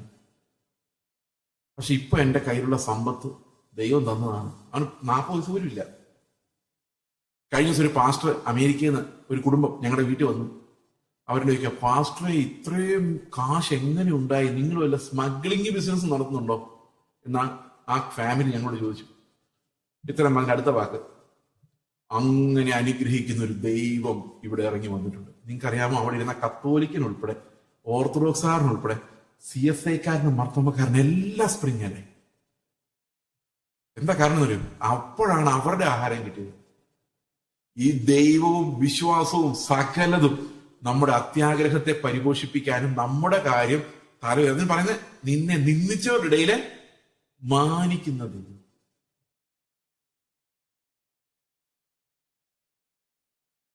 സന്തോഷമായ അപ്പോൾ ഈ അത്യാഗ്രഹമാണ് നമ്മൾ വിശ്വാസം എന്ന് പറഞ്ഞു കൊണ്ടു നടക്കുന്നത്. അപ്പം അത് മിക്കവാറും എല്ലാവർക്കും കുറച്ചുണ്ട്. അടുത്തത് ദുർബുദ്ധി. അടുത്തത് അസൂയുണ്ടോ? അടുത്തത് കൊല. പഴയ ബൈബിളിൽ കുല എന്നാണ്, കുലയല്ല കൊല. അടുത്തത് പിണക്കം. ആരുടെ പിണങ്ങിയിരിക്കുന്നുണ്ടോ? അടുത്തത് കപടം. എന്റെ ബ്രദറെ, എത്ര നാളായി ബ്രദറിനെ കണ്ടിട്ട്, വീട്ടോട്ടൊക്കെ ഒന്ന് വരണേ. കപടം. അടുത്തത് ദുശീലം. ചായ കുടിക്കാതെ രാവിലെ ഒരു പണിയും നടക്കില്ല എന്ന് പറയുന്നത് തൊട്ട് മുകളിലോട്ടുള്ള എല്ലാ പണികളും ദുശീലം. അടുത്തത് എന്നിവ തിങ്ങിയവർ. അടുത്തത് കുരളക്കാർ, ഏഷണിക്കാർ, ദൈവദ്വേഷികൾ. കുരളക്കാർ എന്ന് പറഞ്ഞാൽ അറിയാം, ഉള്ളിൽ കയ്പുള്ളവരാ. ഏഷണിക്കാരെന്ന് പറഞ്ഞാൽ എന്താണെന്നറിയോ? ബ്രദറെ, നിങ്ങളെ ബ്രദറിന്റെ കഥ കേട്ടായിരുന്നോ? ഞാൻ പറഞ്ഞില്ല. ബ്രദറിനോട് മാത്രം പറയുന്ന കേട്ടോ, പ്രാർത്ഥിക്കാൻ വേണ്ടി പറയുന്നതാണ്. ഇതിനാണ് ഏഷണി എന്ന് പറയുന്നത്. അടുത്തത് ദൈവദ്വേഷികൾ, ദൈവത്തെ ദ്വേഷിക്കുന്നവർ, നിഷ്ഠൂരന്മാർ, ഗർവിഷ്ഠന്മാർ, ഗമ കാണിക്കുന്നവർ, ആത്മപ്രശംസക്കാർ, തള്ളുന്നവർ, സ്വയം പുകഴ്ത്തുന്നവർ, പൊതുദോഷം സങ്കല്പിക്കുന്നവർ, മാതാപിതാക്കന്മാരെ അനുസരിക്കാത്തവർ, ബുദ്ധിഹീനർ, നിയമലംഘികൾ, വാത്സല്യമില്ലാത്തവർ. നിയമലംഘികൾ എന്ന് പറഞ്ഞു കഴിഞ്ഞാൽ എന്തോ? 2 പേര് പോകുന്ന ബൈക്കിൽ 3 പേര് പോകുന്നതും, ലൈസൻസ് ഇല്ലാതെ കാർ ഓടിക്കുന്നു, സീറ്റ് ബെൽറ്റ് ഇല്ലാതെ ഓടിക്കുന്ന എല്ലാം നിയമലംഘികൾ. വാത്സല്യമില്ലാത്തവർ, കനിവില്ലാത്തവർ, ഈ വക പ്രവർത്തിക്കുന്നവർ, മരണയോഗ്യർ, പിണങ്ങിയിരിക്കുന്നവർ, ആരെങ്കിലും പിണങ്ങിയിരിക്കുന്നുണ്ടോ? നിങ്ങൾ മരണയോഗ്യർ. നിങ്ങൾക്ക് ആരോടും സംസാരിക്കാൻ ബുദ്ധിമുട്ടുണ്ടോ? നിങ്ങൾ മരണയോഗ്യർ. നിങ്ങൾ ആരെങ്കിലും ഉയർന്ന് കാണുമ്പം അസൂയപ്പെടുന്നുണ്ടോ? മരണയോഗ്യർ. ഈ വക പ്രവർത്തിക്കുന്നവരെല്ലാം മരണയോഗ്യർ എന്നുള്ള ദൈവന്യായം അവർ അറിഞ്ഞിട്ടും, ആരെന്നറിയോ? നമ്മളല്ല. ഈ ലോകത്തിലെ സാധാരണ മനുഷ്യനോട് നിങ്ങൾ പോയി ചോദിച്ചു നോക്കി. ബൈബിള് കണ്ടിട്ടില്ലാത്ത മനുഷ്യനോട് അവരും പറയും അത്യാഗ്രഹം പാപമാണ്, പിണക്കം പാപമാണ്, അസൂയ പാപമാണ്. അവർക്കെല്ലാം അറിയാം ഈ വക പ്രവർത്തിക്കുന്നവരുടെ മനസാക്ഷിയും ദൈവം വെളിപ്പെടുത്തിയിട്ടുണ്ട്. ഈ വക പ്രവർത്തിക്കുന്നവരെല്ലാം മരണയോഗ്യർ. എത്ര പേര് ദരിദ്രരായി? സ്വർഗത്തിൽ പോവോ? പൊട്ടിപ്പൊളിഞ്ഞു അല്ലേ? ഞാൻ എപ്പോഴേ പൊട്ടിപ്പൊളിഞ്ഞു. അതുകൊണ്ട് ഞാൻ നിങ്ങളെ പൊട്ടിച്ചായിട്ട് നിങ്ങൾ വിചാരിക്കേണ്ട. ദൈവത്തിന്റെ നീതിയുടെ വെളിപ്പാടാണ് നമ്മളെ തകർക്കുന്നത്. മനസ്സിലായോ? ആ നീതി എന്ത് വലുതാണെന്ന് മനസ്സിലാക്കും തോറും, ആ സ്നേഹം എത്ര ആഴമുള്ളതാണെന്ന് മനസ്സിലാകും തോറും നമ്മുടെ ദാരിദ്ര്യം വർദ്ധിച്ചു വരും. അപ്പൊ ഒന്നും പുകഴാനില്ല, ഒന്നുമില്ല. കർത്താവ് പറയുന്നത് എന്നറിയോ? പൗലോസ് പറയുന്നത് എന്നറിയോ? എന്തുകൊണ്ടാണ് ഇങ്ങനെ ദൈവം ആക്കിയത് എന്നുള്ള ചോദ്യത്തിന്റെ ഉത്തരം പ്രശംസ എടുത്ത് കളയാൻ വേണ്ടിയാന്ന് പറഞ്ഞു. ഒരു മനുഷ്യനും അവന്റെ സന്നിധിയിൽ പ്രശംസിക്കാതിരിക്കേണ്ടതിന് തന്നെ. എന്തിനാ നമുക്ക് ആത്മീക ദാരിദ്ര്യം ദൈവം തരുന്നത്? ഒരു മനുഷ്യനും അവന്റെ സന്നിധിയിൽ പ്രശംസിക്കാതിരിക്കേണ്ടതിന്. റോമാലേഖനം 3:27 എന്താ പറയുന്നത്? ആകയാൽ പ്രശംസ എവിടെ? അത് പോയി. എങ്ങനെ പോയത്? പ്രവർത്തിച്ചു എന്ന് ആർക്കും പറയാൻ പറ്റാത്ത രീതിയിൽ ദൈവം മനുഷ്യന്റെ നീതിയെ തകർത്ത് കളഞ്ഞു. ഓക്കെ, അപ്പൊ എല്ലാവരുടെയും പ്രശംസ പോയി. ഇനി 1 കൊരിന്ത്യർ ലേഖനം 1-ാം അധ്യായത്തിന്റെ 28-ാം വാക്യം വായിച്ച് 28 മുതലുള്ള ഭാഗങ്ങൾ. ഉള്ളതിനെ ഇല്ലായ്മയാക്കുവാൻ ദൈവം ലോകത്തിൽ കുലഹീനവും നികൃഷ്ടവുമായതിനെ ഏതുമില്ലാത്തതും തെരഞ്ഞെടുത്തു. അടുത്തത്, ദൈവസന്നിധിയിൽ ഒരു ജഡവും പ്രശംസിക്കാതിരിക്കേണ്ടതിന് തന്നെ. ഒരാൾ എഴുന്നേറ്റ് പറയരുത് ഞാൻ ഇത്രയും ചെയ്തു കർത്താവേ. പക്ഷെ ഇതിന്റെ പ്രശ്നം എന്താണെന്ന് വെച്ച് കഴിഞ്ഞാല് നമുക്കങ്ങനെ പറയാതിരിക്കാൻ പാടാണ്. നിങ്ങളുടെ ചർച്ചില്, നാട്ടിലെ ചർച്ചില് ഒരു ക്ലോക്ക് മേടിച്ചു കൊടുത്തെന്ന് വിചാരിച്ചു. ഇപ്രാവശ്യം അടുത്ത പ്രാവശ്യം അവിടെ പോകുമ്പോൾ ആദ്യം നോക്കുന്ന ആ ക്ലോക്ക് അവിടെ ഉണ്ടോന്നായിരിക്കും. നമ്മൾ ചെയ്ത പണി നമ്മുടെ ഹൃദയത്തിൽ നിന്ന് പോകില്ല. ഞാനിത് ഒരിടത്ത് പ്രസംഗിച്ചു കഴിഞ്ഞപ്പം അവിടെ പാസ്റ്റർ അല്ലെന്ന് ചോദിച്ചു. പാസ്റ്റർ, ഈ ചർച്ചിലെ ചെയറെല്ലാം ഞാനാ മേടിച്ചതെന്ന് പാസ്റ്റർ എല്ലാം പറഞ്ഞിട്ടുണ്ടോന്ന്.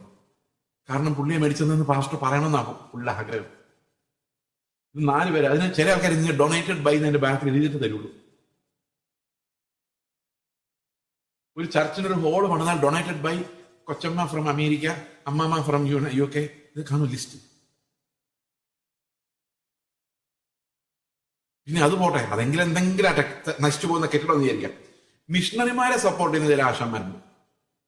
മിഷണറിമാരെ സപ്പോർട്ട് ചെയ്യുമ്പോൾ അവർ രാവിലെ ബ്രേക്ക്ഫാസ്റ്റ് എന്താ കഴിച്ചെന്ന് ഇവർ അന്വേഷിക്കും. കാരണം ഇവരുടെ പൈസയാ,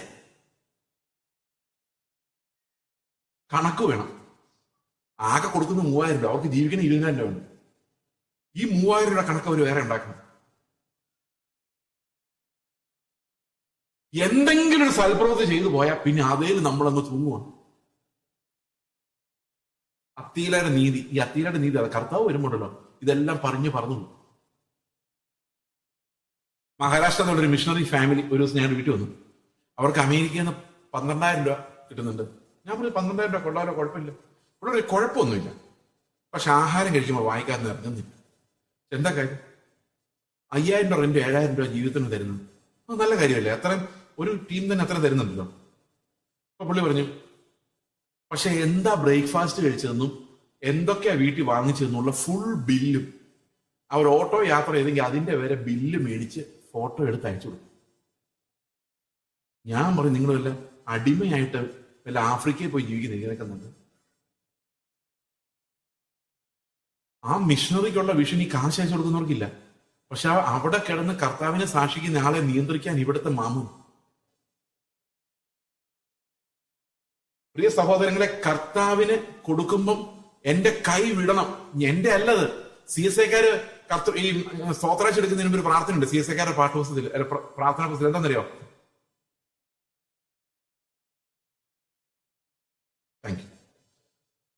ഒരു പ്രാർത്ഥന ഉണ്ട്. അതെങ്ങനെയാ? കർത്താവേ, അത് ഭയങ്കര ബ്രോക്കൺനെസ് പറയാൻ, ഞങ്ങൾ നിനക്കൊന്നും തരുന്നില്ല, തരാൻ ഞങ്ങൾക്ക് കഴിയുകയുമില്ല, നിന്റെ കയ്യിൽ നിന്ന് വാങ്ങിച്ച് നിന്റെ കയ്യിലേക്ക് തന്നെ വെക്കുന്നതേ ഉള്ളൂ എന്ന് പറഞ്ഞിട്ടാണ് ഒരു ഈ സ്തോത്രാഴ്ച എടുക്കുന്നത്. ഒന്നും പുകഴാനില്ല, പ്രശംസ എവിടെ? അപ്പൊ ദൈവത്തിന്റെ രക്ഷ സ്വീകരിക്കുന്ന ഒരാള്, ക്രിസ്തുവിന്റെ നീതി സ്വീകരിക്കുന്ന ഒരാൾ, ഗിരിപ്രഭാഷണത്തിലേക്ക് കിടക്കുന്ന ഒരാൾ ആദ്യം മനസ്സിലാക്കേണ്ടത്, ഇത് അത്യന്തം മനസ്സിലാകണമെങ്കിൽ എന്റെ പ്രശംസ അഴിഞ്ഞു പോകണം. ഞാൻ ആത്മീക സമ്പന്നനായിരിക്കരുത്, എനിക്കൊന്നും പുകഴാനുണ്ടാകരുത്. 1 കൊരിന്ത്യർ 1:29 നമ്മൾ വായിച്ചത്, 28 വായിച്ചത്. അടുത്ത വാക്യം വായിച്ച് 29 വായിച്ചേ. നിങ്ങളോ അവനാൽ ക്രിസ്തു യേശുവിൽ ഇരിക്കുന്നു, അവൻ നമുക്ക് ദൈവത്തിങ്കൽ നിന്ന് ജ്ഞാനവും നീതിയും ശുദ്ധീകരണവും വീണ്ടെടുപ്പും ആയി തീർന്നു. Christ is my righteousness. അപ്പൊ ഈ നീതി, ഈ ഗിരിപ്രഭാഷണത്തിന്റെ നീതി ആരാണ്? അതൊരു വ്യക്തിയാണ്, ക്രിസ്തുവാണ്. ദൈവത്തിന്റെ നീതി is Christ. Christ is the righteousness. അപ്പൊ നമ്മള് ആ നീതിയുടെ മുമ്പിൽ വണങ്ങുക ചെയ്യുന്നത്. ഞാൻ പറയാം, കർത്താവേ, ഞാൻ ബലഹീനനും പാപിയുമാണ്, ഒരു ഗുണവുമില്ലാത്തവനാണ്. ആ ഒരു വർഷിപ്പാണ് ഈ നീതിയെ കുറിച്ച് കേൾക്കുമ്പോൾ നമ്മുടെ ഉള്ളിലേക്ക് വരേണ്ടത്. കാരണം Christ is the righteousness. Christ gave us the righteousness എന്നല്ല, ക്രൈസ്റ്റ് ഷോഡ് ദ റൈച്ചസ്നെസ് എന്നല്ല, ക്രൈസ്റ്റ് ഈസ് ദ റൈച്ചസ്നെസ്. അപ്പൊ ഇത് ആമുഖമായിട്ട് ഈ 1ാമത്തെ വാക്യം തന്നെയാണ് ഇതിന്റെ ആമുഖം. What exactly is sermon on the mount? ഇത് നമ്മളെ തകർത്ത് കളയുന്ന ഒരു സെർമണാണ്. നമ്മളിത് വായിച്ചു നോക്കുന്തോറും നമ്മുടെ ദാരിദ്ര്യം കൂടി വരും. നമ്മളിത് വായിച്ച് അവസാനിപ്പിക്കുമ്പോഴേക്കും നമ്മൾ പക്കാ ദരിദ്രന്മാരായിരിക്കും. അതാ കർത്താവിന്റെ ഉദ്ദേശം.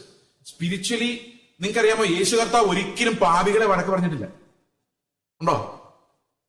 വഴക്ക് പറഞ്ഞിട്ടില്ല. അവരോട് ഭയങ്കര കരുണയോടെ സംസാരിച്ചത്. കാരണം ഒരു രോഗികളെ പോലെ, ഒരു രോഗി വൈദ്യന്റെ അടുത്ത് വരുമ്പോൾ ആ വൈദ്യനെ രോഗി എങ്ങനെ കാണുന്നു, ആ സ്നേഹത്തിലാണ് കർത്താവ് ഓരോ പാപിയും കണ്ടത്. വലിയ പാപിയാണെങ്കിൽ കൂടുതൽ കരുണ. നിങ്ങൾ ആലോചിച്ച് നോക്കിയ, ഒരു നമ്മുടെ നാട്ടിൽ സർക്കാർ ആശുപത്രി ഉണ്ട്. സർക്കാർ ആശുപത്രിയിൽ പണ്ടത്തെ കാലത്ത് മഞ്ഞ മരുന്ന്, വെള്ള മരുന്ന്, അറിയോ പരിപാടി? മഞ്ഞ മരുന്ന് എന്ന് പറഞ്ഞാൽ വയറിളക്കം മാറാനുള്ളത്, വെള്ള മരുന്ന് എന്ന് പറഞ്ഞാൽ പനി മാറാനുള്ളത്. ഇതാണ് അവിടുത്തെ പണ്ടത്തെ. അത്ര എടുത്തു കൊടുക്കുന്നവർ ശ്രദ്ധിക്കുന്നുണ്ട്, ഈ വാങ്ങിക്കുന്നവർ അത് നോക്കുന്നു. ഇപ്പം ഡെവലപ്പായി. ഇപ്പം നമ്മൾ ഡോക്ടർമാരൊക്കെ എപ്പോഴും ഉണ്ട്, കുറിച്ച് കൊടുക്കുന്നു. പക്ഷെ ക്യാൻസർ, ഹാർട്ട് അറ്റാക്ക്, ഇങ്ങനെയുള്ള വലിയ വലിയ കാര്യങ്ങൾ അറ്റൻഡ് ചെയ്യാൻ ആ ഹോസ്പിറ്റലിന് പറ്റിയില്ല. അതൊരു പ്രൈമറി ക്ലിനിക്കാണ്. കൂടുതൽ പ്രശ്നമാണെങ്കിൽ അവർ എന്നോട്ടേക്കും കൂടിയ സൂപ്പർ സ്പെഷ്യാലിറ്റി ഹോസ്പിറ്റലോട്ടയക്കും. അപ്പൊ കൂടിയ രോഗമുള്ള ഒരാളെ കാണുമ്പോഴാണോ, കുറച്ച് രോഗമുള്ള ഒരാളെ കാണുമ്പോഴാണോ കൂടുതൽ സിമ്പതി ഉണ്ടാകുന്നത്? കൂടിയ രോഗമുള്ള ഒരാളെ കാണുമ്പോഴല്ലേ. അപ്പൊ ശരിക്കും ഒരു ചെറിയ പാപിയെ കാണുമ്പോൾ തോന്നുന്നതിനേക്കാൾ ആർദ്രതയും മനസ്സലിവും അനുകമ്പയും ഒരു ഘോര പാപിയെ കാണുമ്പോൾ ഉണ്ടാകണ്ടേ?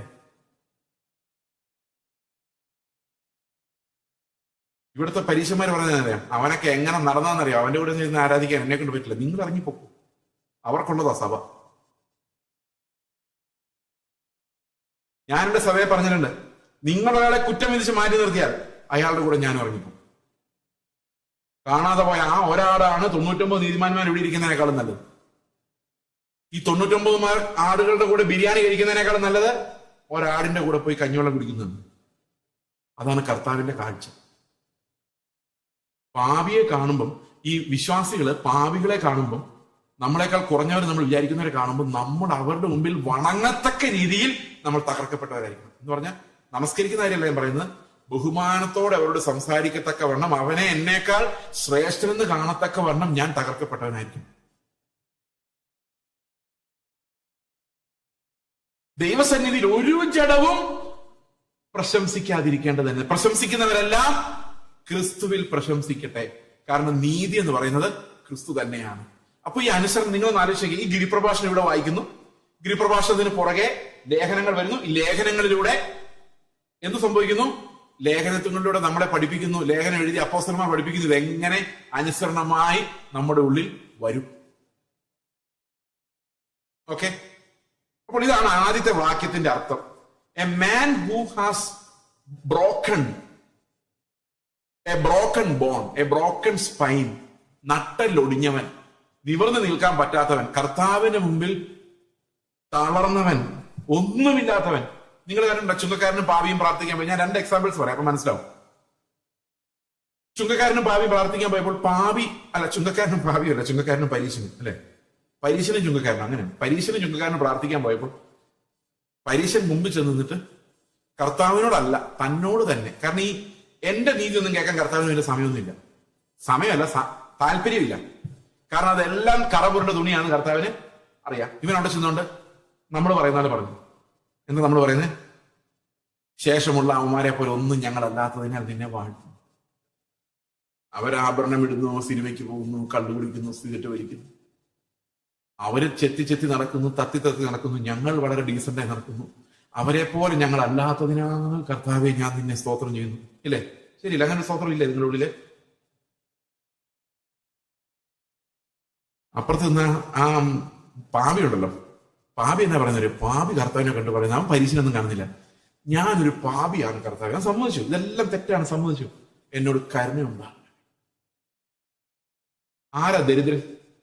എനിക്ക് അതല്ല രസം. അത് കഴിഞ്ഞിട്ട് കർത്താവ് പറയുന്ന വാക്യമാണ്, ഈ പുറകിൽ നിന്ന് കരഞ്ഞ ചുങ്കക്കാരനെ കുറിച്ച് പറയാം, അവൻ നീതീകരിക്കപ്പെട്ടവനായി വീട്ടിലേക്ക് മടങ്ങി. ആ കരുണ ചോദിച്ച് നിലവിളിച്ചവനെ കർത്താവ് എന്താ വിളിച്ചത്? നീതിമാനെ എന്നാ വിളിച്ചത്.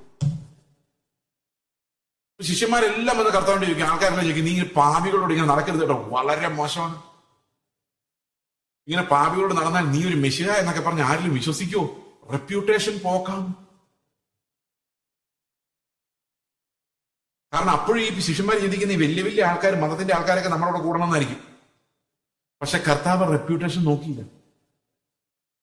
എന്നോട് കഴിഞ്ഞ ദിവസം കർത്താവ് എന്നോട് പറഞ്ഞൊരു കാര്യമാണ്, നിന്റെ റെപ്യൂട്ടേഷൻ എന്നോട് പ്രശ്നമല്ല, സഭയുടെ റെപ്യൂട്ടേഷൻ പ്രശ്നമല്ല, യേശുക്രിസ്തുവിന്റെ റെപ്യൂട്ടേഷൻ ആണ് ഏറ്റവും വലിയ issue. His glory, the glory of the Lord. അല്ലാതെ കർത്താവിന്റെ നിന്ദ ചുമക്കാൻ വിളിക്കപ്പെട്ടവരാണ് നമ്മൾ. അതാണ് നമ്മുടേതായ ഒരു ഗ്ലോറിയോ, നമ്മുടേതായ ഒരു അഹങ്കാരമോ, കുടുംബമഹിമയോ, പാരമ്പര്യമോ, വിദ്യാഭ്യാസമോ, സൗന്ദര്യമോ ഒന്നുമില്ല ദൈവത്തിനു മുമ്പിൽ. എല്ലാം ഒന്നിനും ഗ്ലോറി ചെയ്യാനില്ല. There is no glory for a man. ഞാന് ചെറുപ്പത്തിലെ ഞാൻ കത്തോലിക്കരുടെ കന്യാസ്ത്രീകളുടെ സ്കൂളിലാണ് പഠിച്ചത്. ഈ കന്യാസ്ത്രീകളുടെ സ്കൂളിൽ പഠിക്കുമ്പം പരീക്ഷയ്ക്ക് നല്ല മാർക്ക് കിട്ടിയാൽ അവർ ഗിഫ്റ്റ് തരും. ഗിഫ്റ്റ് തരുന്ന സാധാരണ ക്രിസ്മസ് കാർഡുകളാണ് അന്നത്തെ കാലത്ത്. നിങ്ങൾക്ക് ഓർമ്മയുണ്ട് ക്രിസ്മസ് കാർഡുകളുള്ള കാലം, ന്യൂ ഇയർ കാർഡുകൾ, ബർത്ത്ഡേ കാർഡുകളുള്ള കാലം? അപ്പൊ എനിക്ക് മാത്രം അവർ ക്രിസ്മസ് കാർഡ് തരത്തില്ല. എനിക്ക് ക്രിസ്മസ് കാർഡ് കിട്ടുന്നവർക്ക് ഇഷ്ടമാണ്, നല്ല പിക്ചറൊക്കെയാണ്. പക്ഷെ അവരെനിക്ക് തരുന്ന ഈ പുണ്യാളന്മാരുടെ പുസ്തകങ്ങളാണ്. കൊച്ചു ത്രേസ്യ പുണ്യാളത്തിൽ എനിക്കിപ്പോഴും ഓർക്കുന്നുണ്ട്, ചെറുപുഷ്പം, ലിറ്റിൽ ഫ്ലവർ, ആ പുസ്തകമൊക്കെയാണ് എന്റെ തരുന്നത്. അസീസിയിലെ വിശുദ്ധ ഫ്രാൻസിസ് പുണ്യാളൻ, സെബസ്ത്യാനോസ് പുണ്യാളൻ, ഇവരുടെ കഥകളാണ്, കാർട്ടൂൺ പോലെ പടം വരച്ച കഥകൾ എന്ന് പറഞ്ഞു കഴിഞ്ഞാൽ വായിക്കാൻ ഭയങ്കര എളുപ്പമുള്ള കഥകൾ. ചെറിയ സ്റ്റോറി ബുക്കുകളാണ് ഗിഫ്റ്റായിട്ട് തരുന്നത്. ഞാൻ ഓർത്തഡോക്സുകാരനായിരുന്നോണ്ടായിരിക്കും ഇവർ കത്തോലിക്കൽ ഈ പണി കാണിക്കുന്നത്. കാരണം അവരുടെ വിശുദ്ധന്മാരൊക്കെ ഒന്ന് കണ്ടോടാ വേണമെങ്കിൽ എന്നുള്ളതായിരിക്കും അവരുടെ ഉദ്ദേശം. പക്ഷെ ഇതെല്ലാം ഞാൻ വായിച്ചു. ഇടയ്ക്ക് ക്രിസ്മസ് കാർഡും കിട്ടിയിട്ടുണ്ട്. ഞാൻ 11ാം ക്ലാസ്സിൽ പഠിക്കുമ്പോൾ, പ്രീ ഡിഗ്രി ഫസ്റ്റ് ഇയർ പഠിക്കുമ്പോൾ ഒരു ദിവസം ഓർത്തഡോക്സ് പള്ളിയിൽ പോയി ഇങ്ങനെ നിൽക്കുകയാണ്. Changanassery saint Thomas orthodox church. അച്ഛൻ കുർബാന ചൊല്ലുന്നു, കൈയിട്ട് വിറപ്പിക്കുന്നു, തുണി എടുത്തിട്ട് വിറപ്പിക്കുന്നു, ആകെ പുക, മണിയടി. അപ്പൊ ഞാനിങ്ങനെ ബാക്കിൽ നിന്ന് ആലോചിക്കുക, എന്റെ കർത്താവേ, യേശുക്രിസ്തു നടുക്ക് നിൽക്കുന്നു, അപ്പുറത്ത് ഇപ്പുറത്ത് പത്രോസ് അന്ത്രോസ് നിന്ന് മണിയടിക്കുന്നു, ഇപ്പുറത്ത് തോമസ് പുകയ്ക്കുന്നു. ഇടയ്ക്ക് പത്രോസ് കുന്തിരിക്കാൻ തീർന്നു പോകുമ്പോൾ അച്ഛൻ്റെ കൂടെ യേശുവിന്റെ കൂടെ യേശു കുറച്ച് ഇട്ട് കൊടുക്കുന്നു. ഇങ്ങനെയൊക്കെ എവിടെ നടന്നു? ഇങ്ങനെയൊക്കെയുള്ള ഒരു പരിപാടി ഉണ്ടോ? അപ്പൊ ഞാൻ അവിടെ നിന്ന് ആലോചിക്കാൻ, ഇത് ദൈവത്തിന്റെ വഴിയല്ല, ഇത് ചുമ്മാ മനുഷ്യനുണ്ടാക്കിയാണ്. ആ ബോധം ഉണ്ടായ ശേഷം 16ാം വയസ്സ് മുതൽ ഞാൻ പിന്നെ ഓർത്തഡോക്സ് പള്ളി കയറിയിട്ടില്ല. കസിൻസിന്റെ കല്യാണം വരുമ്പോൾ ഞാൻ വെളിയിൽ പോയി എനിക്ക് അകത്ത് കയറില്ല. കാരണം ഇത് വെറും തന്ത്രമാണ്. അന്ന് ദൈവത്തെ വിശ്വാസം പോലും എനിക്കില്ല, രക്ഷിക്കപ്പെട്ടിട്ടില്ല. പക്ഷെ ഓർത്തഡോക്സ് പള്ളി അങ്ങനെ ഉപയോഗിച്ചിട്ട് CSI പള്ളിയിൽ പോയി. കാരണം അതിനകത്ത് ഈ സാധനങ്ങളൊന്നുമില്ല, ഒരാശ്വാസമാണ് അവിടെ പോയിരുന്നത്. അപ്പൊ ഞാൻ പതുക്കെ ഞാൻ വളർന്നു വന്ന മതം വിട്ടിട്ട് CSI-കാരനായി. അങ്ങനെ CSI പള്ളിയിൽ പോകുമ്പോൾ അവിടുത്തെ ഒരു സൺഡേ സ്കൂൾ ഉണ്ട്. ആ സൺഡേ സ്കൂളിൽ ഞാൻ പഠിപ്പിച്ചു 18 വയസ്സ് വരെ പഠിക്കാം. അവിടെ പഠിപ്പിക്കുന്ന മുഴുവൻ മിഷണറിമാരുടെ കഥകളാണ്. William Carey, Hudson Taylor, CT Studd, പിന്നെ ഇംഗ്ലീഷ് മിഷണറിമാര്, ഇവരുടെ കഥകളാണ്. CSI പോയിക്കൊണ്ടിരിക്കുമ്പോഴാണ് ഞാൻ രക്ഷിക്കപ്പെടുന്നത്. രക്ഷിക്കപ്പെട്ട് 1 വർഷം കഴിഞ്ഞാണ് സ്നാനപ്പെടുന്നത്. 2 വർഷം കഴിഞ്ഞിട്ടാണ് സ്നാനപ്പെടുമ്പോൾ ഞാൻ പെന്തക്കോസ്റ്റ് AGയിലാണ് സ്നാനപ്പെടുന്നത്. AG, assembly of God. Against God അല്ല, അസംബ്ലി ഓഫ് ഗോഡ്. സ്നാനപ്പെട്ട് അപ്പൊ എന്റെ വിചാരം എന്ന് വെച്ച് കഴിഞ്ഞാൽ അസീസിയിലെ ഫ്രാൻസിസ്, CT സ്റ്റഡ്, ഈ line of people who have sacrificed everything for the Lord, അതിന്റെ കൂടെ യേശുവിനോട് ചേരാൻ സ്നാനമേറ്റ് ഞാനും പോവുകയാണെന്ന് ഞാൻ ചിന്തിക്കുന്നത്. സ്നാനമേറ്റ് സഭയിലോട് ചെന്നപ്പോഴല്ലേ മനസ്സിലായത് സംഗതി വേറെയാണ്. അവിടെ പാസ്റ്റർ പറഞ്ഞ ആദ്യത്തെ പ്രസംഗം തന്നെ നിന്നെ മാനിക്കുന്ന ദൈവം. ഞാൻ ശരിക്കും കർത്താവിന്റെ കൂടെ നിന്ദ അനുഭവിക്കേണ്ട വഴി ആലോചിക്കുന്നു. ഞാൻ കേൾക്കുന്നതെന്ന് വെച്ച് കഴിഞ്ഞാൽ നിന്നെ നിന്ദിച്ചവരുടെ നിന്നെ ഉയർത്തുന്ന ദൈവം, മാനിക്കുന്ന ദൈവം. നഗരവാതിലിന് വെളിയിൽ അവനോടൊപ്പം കഷ്ടം അനുഭവിക്കാനും നിന്ദ അനുഭവിക്കാനും വിളിക്കപ്പെടുന്നതിന് പകരം നമ്മൾ ഈ ലോകത്തിന്റെ ഗ്ലോറി കാണിച്ചു കൊടുത്തിട്ട് അവരോട് പറയാണ്, ഇത് നല്ലതാണ് മക്കളെ, മോഹിച്ചോ, നിങ്ങൾക്കൊരു പീസ് കിട്ടും. അതാണ് നമ്മുടെ പ്രാർത്ഥനയുടെ ലക്ഷ്യം, അതാണ് നമ്മുടെ ഉപവാസത്തിന്റെ ലക്ഷ്യം. 2-3 വർഷം ഞാനിങ്ങനെ മരവിച്ചവനെ പോലെ ഇരുന്നു അതിനകത്ത്. പിന്നെ എനിക്ക് മനസ്സിലായത് എനിക്ക് ഇവരോട് സംസാരിക്കാനുണ്ട്. കർത്താവ് എന്നെ പഠിപ്പിച്ചിട്ടുണ്ട്, നിലനിൽക്കുന്ന ഒന്നും ഈ ഭൂമിയിൽ ഇല്ലെന്നും. തലയിൽ ഒരു തേങ്ങ വീണാൽ PhD പഠിച്ചത് പോയിട്ട് 5ാം ക്ലാസ്സിൽ പഠിച്ചവരെ മറന്നു പോകുന്നു. പോകുന്ന വഴിക്കൊരു തലക്കൊരു തട്ട് കിട്ടിയാൽ അവൻ ഏത് വിഷയത്തിലാണ് PhD ചെയ്യുന്നവരെന്ന് അറിയില്ല. ഡോക്ടറിന് തലയെ കാണും, പക്ഷെ ഒന്നും അറിയാൻ മേലാത്തവനായിട്ട് മാറും. 4-3 എന്താന്ന് ചോദിച്ചാൽ എന്താ ഈ 4-3 ചോദിക്കുന്ന അവസ്ഥ വരും. 1 സെക്കൻഡ് മതി. ഈ പറയുന്ന ഗ്ലോറി എന്ന് പറയുന്ന സാധനം എന്നെ പോലെ മറവിയുള്ള ഒരാൾക്ക് എളുപ്പത്തിൽ മനസ്സിലാക്കാം. ഇതൊക്കെ ഒരു നിമിഷം നമ്മുടെ തലേന്ന് പോയി കഴിഞ്ഞാൽ നമ്മൾ വെറും ഒന്നുമില്ല. ആ മിന്നി വിളങ്ങുന്ന സാധനത്തിന് വേണ്ടി പാഞ്ഞു നടക്കുന്ന ഒരു ലോകം, അതിനെ പുഷ് ചെയ്യുന്ന കുറെ ആൾക്കാര്, ഇത് മനുഷ്യന്റെ സമ്പത്തിന് വേണ്ടിയും അവനെ ധനവാനാക്കാൻ വേണ്ടി അവനുള്ള കാര്യങ്ങളെ ഗ്ലോറിഫൈ ചെയ്യുന്നതിന് വേണ്ടിയുമാണ് ഈ പരിപാടികൾ നടക്കുന്നത്. അപ്പൊ നിങ്ങൾ വിചാരിക്കും, ദുഷ്ടനായ പാസ്റ്റർ, ഞങ്ങളൊന്ന് രക്ഷപ്പെട്ടു പോകുന്ന നിങ്ങൾക്ക് താല്പര്യമില്ല അല്ലേ? ഞങ്ങളെല്ലാം ഇങ്ങനെ സിറിയയിലും ഇറാനിലും ഇറാഖിലൊക്കെ ഇപ്പൊ അറിഞ്ഞിരിഞ്ഞ് നടക്കണം എന്നായിരിക്കും പാസ്റ്റർ വിചാരിക്കുന്നത്. അങ്ങനെ ചിന്തിക്കരുത്. ദൈവത്തിന് ആരെ വേണമല്ലോ എപ്പോ വേണമല്ലോ അനുഗ്രഹിക്കാം. അതിന് നിയമങ്ങളൊന്നുമില്ല, പിടിച്ചു മേടിക്കാനൊന്നും പറ്റില്ല. കർത്താവിന്റെ ഇഷ്ടമാണ്. കർത്താവിന് നമ്മൾ പറയുന്നത്, എന്റെ കർത്താവെ നീ തന്നാലും തന്നില്ലെങ്കിലും സ്തോത്രം, എനിക്ക് വേണ്ടത് നിന്നെയാണ്, മീനല്ല. അപ്പൊ കർത്താവിന് എനിക്ക് വേണമെന്ന് തോന്നണമെങ്കിൽ തന്നെ എനിക്ക് ദാരിദ്ര്യം വേണം. ഞാൻ ഒന്നും അല്ലെന്ന് എനിക്ക് മനസ്സിലായെങ്കിൽ മാത്രം എനിക്ക് കർത്താവിനെ വേണമെന്ന് തോന്നുള്ളൂ. അല്ലെങ്കിൽ ഞാൻ കർത്താവിന് പറയുന്നത് എന്നറിയാം, ഞാൻ അനുസരിച്ച് കാണിക്കാൻ കർത്താവ്, നീ എന്നെ നോക്ക്, ഞാൻ അത്ര മോശമൊന്നുമില്ല. നിങ്ങൾ ഈ ഒരു പാമ്പിനെ പോക്കറ്റിട്ട് നടന്ന ഒരാളുടെ കഥ അറിയാമല്ലോ നിങ്ങൾക്ക്? പുള്ളി ഭയങ്കര കരുണയുള്ളവരുന്നുണ്ട്. ഒരു ദിവസം ഒരു തണുത്ത സ്ഥലത്തോടെ പോയി, ഐസ് കിടന്ന സ്ഥലത്തോടെ പോയപ്പോൾ ഒരു അണലിയുടെ കുഞ്ഞ് അവിടെ പെടയ്ക്കുന്നു ജീവന് വേണ്ടി. ഇത് ഭയങ്കര കരുണയുള്ളവരാണ്. ഈ അണലിയുടെ കുഞ്ഞെടുത്ത് പോക്കറ്റിട്ടു. കുറച്ചേരം കഴിഞ്ഞ്, അണലി എന്ന് പറഞ്ഞാൽ അറിയാലോ, വൈപ്പർ, പിള്ളേർക്ക് അറിയില്ല, സ്നേക്ക്, വെരി വെനമസ് സ്നേക്ക്. ഇത് തണുത്ത് വേർത്ത് ചാകാൻ തുടങ്ങുമായിരുന്നു. ഇത് പോക്കറ്റിൽ കിടന്ന് ഇവന്റെ ചൂടടിച്ചിന് ജീവൻ വെച്ചപ്പോൾ ഒരൊറ്റ കുത്തു വെച്ചു കൊടുത്തു. അപ്പൊ ഇയാൾ ഈ പാമ്പിനോട് ചോദിച്ചു, ഏത് ഭാഷയിൽ അതിനോട് ചോദിക്കരുത്, കഥയെ ചോദ്യമില്ല. പാമ്പിനോട് ചോദിച്ചു, നീ എന്തിനാണ് എന്നെ കുത്തിയത്? അപ്പൊ പാമ്പ് പറഞ്ഞു, ഞാനൊരു പാമ്പാണ്, എന്നെ കൊണ്ട് ഇത്രേ പറ്റുള്ളൂ. നിങ്ങൾക്ക് ബോധം ഉണ്ടായിരുന്നല്ലോ, ഞാനൊരു പാമ്പാണെന്ന് മനസ്സിലായിരുന്നല്ലോ. അത് കണ്ടപ്പോൾ ഒന്നീ നിങ്ങൾ എന്നെ ഉപേക്ഷിച്ചിട്ട് പോകണമായിരുന്നു, അല്ലെങ്കിൽ എടുത്ത് ദൂരോട്ട് കളഞ്ഞ് ചാവട്ടെന്ന് വിചാരിക്കുന്നായിരുന്നു. പോക്കറ്റ് ഉണ്ടെന്ന് ഞാൻ എഴുന്നേറ്റ് നന്ദി പറയാൻ നിങ്ങൾ വിചാരിച്ചോ എന്ന് പാമ്പ് എന്നോട് ചോദിച്ചാൽ ഞാൻ എന്നാ പറയാം? ഒന്നും പറയാനില്ല. കാരണം നമ്മൾ വിചാരിച്ചാലൊന്നും നമ്മുടെ ഈ പ്രകൃത സ്വഭാവം മാറ്റാൻ പറ്റത്തില്ല. കർത്താവ് തന്നെ നമ്മളെ നന്നാക്കാൻ ശ്രമിക്കുന്നില്ല, അറിയാത് ഉണ്ടോ? ഇല്ല. കർത്താവ് നമ്മുടെ പഴയ ജഡത്തെ ക്രൂശിച്ചിട്ട് പുതിയതാക്കുക. കാരണം ഈ പഴയത് നന്നാക്കാൻ പറ്റിയില്ല. ഈ പഴയ മനുഷ്യനെ നന്നാക്കിയെടുക്കുന്ന പരിപാടി അല്ല ശിഷ്യത്വം എന്ന് പറയുന്നത്. പുതിയ മനുഷ്യൻ ഉരുവായാൽ മാത്രമേ, വീണ്ടും ജനനം നടന്നാൽ മാത്രമേ, പുതിയൊരു സൃഷ്ടി ആയാൽ മാത്രമേ, ക്രിസ്താനുരൂപമായി സൃഷ്ടിക്കപ്പെടുന്ന ആ പുതിയ മനുഷ്യന് മാത്രമേ ഇത് അനുസരിക്കാൻ പറ്റുള്ളൂ. ഇനി അനുസരണത്തിന്റെ മെക്കാനിസം എന്താണ് നമ്മൾ അടുത്ത വാക്യങ്ങൾ വായിക്കുമ്പോൾ മനസ്സിലാവും. അതില് മത്തായിയുടെ സുവിശേഷത്തിൽ അടുത്ത വാക്യം 5-ാം അധ്യായത്തിന്റെ അടുത്ത വാക്യങ്ങളുണ്ട്. ദുഃഖിക്കുന്നവർ ഭാഗ്യവാന്മാർ, ആശ്വാസം ലഭിക്കും. സൗമ്യതയുള്ളവർ ഭാഗ്യവാന്മാർ, അവർ ഭൂമിയെ അവകാശമാക്കും. നീതിക്ക് വിശന്ന് ദാഹിക്കുന്നവർ ഭാഗ്യവാന്മാർ. ഈ വിശപ്പും ദാഹവും നമ്മുടെ ഉള്ളിൽ ഉണ്ടാകുന്നത് എങ്ങനെയാണ്? എന്താണ് കർത്താവിന്റെ സ്വഭാവം നമ്മളിലേക്ക് വരുമ്പോൾ ഉണ്ടാകുന്നത്? ഈ വക കാര്യങ്ങൾ നമ്മൾ കുറച്ചുകൂടെ ഗഹനമായിട്ട് എടുത്ത് കാണും. എന്നിട്ട് നമ്മൾ സ്പീഡിൽ ഗിരിപ്രഭാഷണത്തിലൂടെ കടന്നു പോകുന്നതായിരിക്കും. അപ്പൊ ദൈവം നിങ്ങളെല്ലാവരും അനുഗ്രഹിക്കട്ടെ. നമുക്ക് വീണ്ടും കർത്താവിനെ വിളിച്ചാൽ നാളെ കാണാം. God bless you. ഒരു നിമിഷം നമുക്ക് പ്രാർത്ഥിക്കാം. ഞങ്ങളുടെ സ്വർഗസ്ഥ പിതാവേ, ഞങ്ങൾ എത്ര പഠിച്ചാലും കർത്താവ് അങ്ങയുടെ മുമ്പിൽ തകരുന്ന ഒരു ഹൃദയം, കർത്താവ് ഞങ്ങൾ ഒന്നും അല്ലെന്ന്, കർത്താവ് അങ്ങയുടെ വെളിച്ചത്തിന് മുമ്പിൽ ഞങ്ങളുടെ ഉള്ള അന്ധകാരമെല്ലാം അഴിഞ്ഞു പോകുന്ന ആ ഒരു വെളിപ്പാടിലേക്ക് കർത്താവെ എല്ലാ സഹോദരങ്ങളെ നടത്തണമേ. ഞങ്ങളുടെ സ്വയബോധങ്ങൾ കർത്താവ്, ഞങ്ങൾ നല്ലവരാണെന്നുള്ള ചിന്തകൾ കർത്താവെ, ഞങ്ങൾക്ക് ദൈവത്തെ പ്രസാദിപ്പിക്കാനുള്ള ജഡമുണ്ടെന്ന് ചിന്തിക്കുന്ന അതെല്ലാം കർത്താവെ അവിടുന്ന് തകർത്ത്, അങ്ങില്ലാതെ ഞങ്ങൾക്ക് ഒരു നിമിഷം പോലും നിൽക്കുവാനോ ജീവിക്കുവാനോ ശ്വസിക്കുവാനോ ഈ പുതിയ മനുഷ്യനിൽ മുമ്പോട്ട് പോകാൻ ഒന്നും കഴിയില്ല എന്നുള്ള ആ പരമാർത്ഥത്തിലേക്ക് ഞങ്ങളെ നയിക്കണമേ. അങ്ങയെക്കുറിച്ചുള്ള ഒരു പ്രോപ്പർ റെവലേഷൻ കർത്താവെ ഓരോ മക്കളുടെ ഹൃദയത്തിൽ അവിടുന്ന് കൊടുക്കണമേ. ആ നീതിക്ക് വേണ്ടിയുള്ള വിശപ്പും ദാഹവും ഞങ്ങളുടെ ഉള്ളിൽ സൃഷ്ടിക്കണമേ. അങ്ങയ്ക്ക് വേണ്ടിയുള്ള തിടുക്കം, ഞരക്കം ഞങ്ങളുടെ ഉള്ളത്തിൽ ഉണ്ടാക്കണമേ. കർത്താവായ യേശുക്രിസ്തുവിന്റെ നാമത്തിൽ തന്നെ.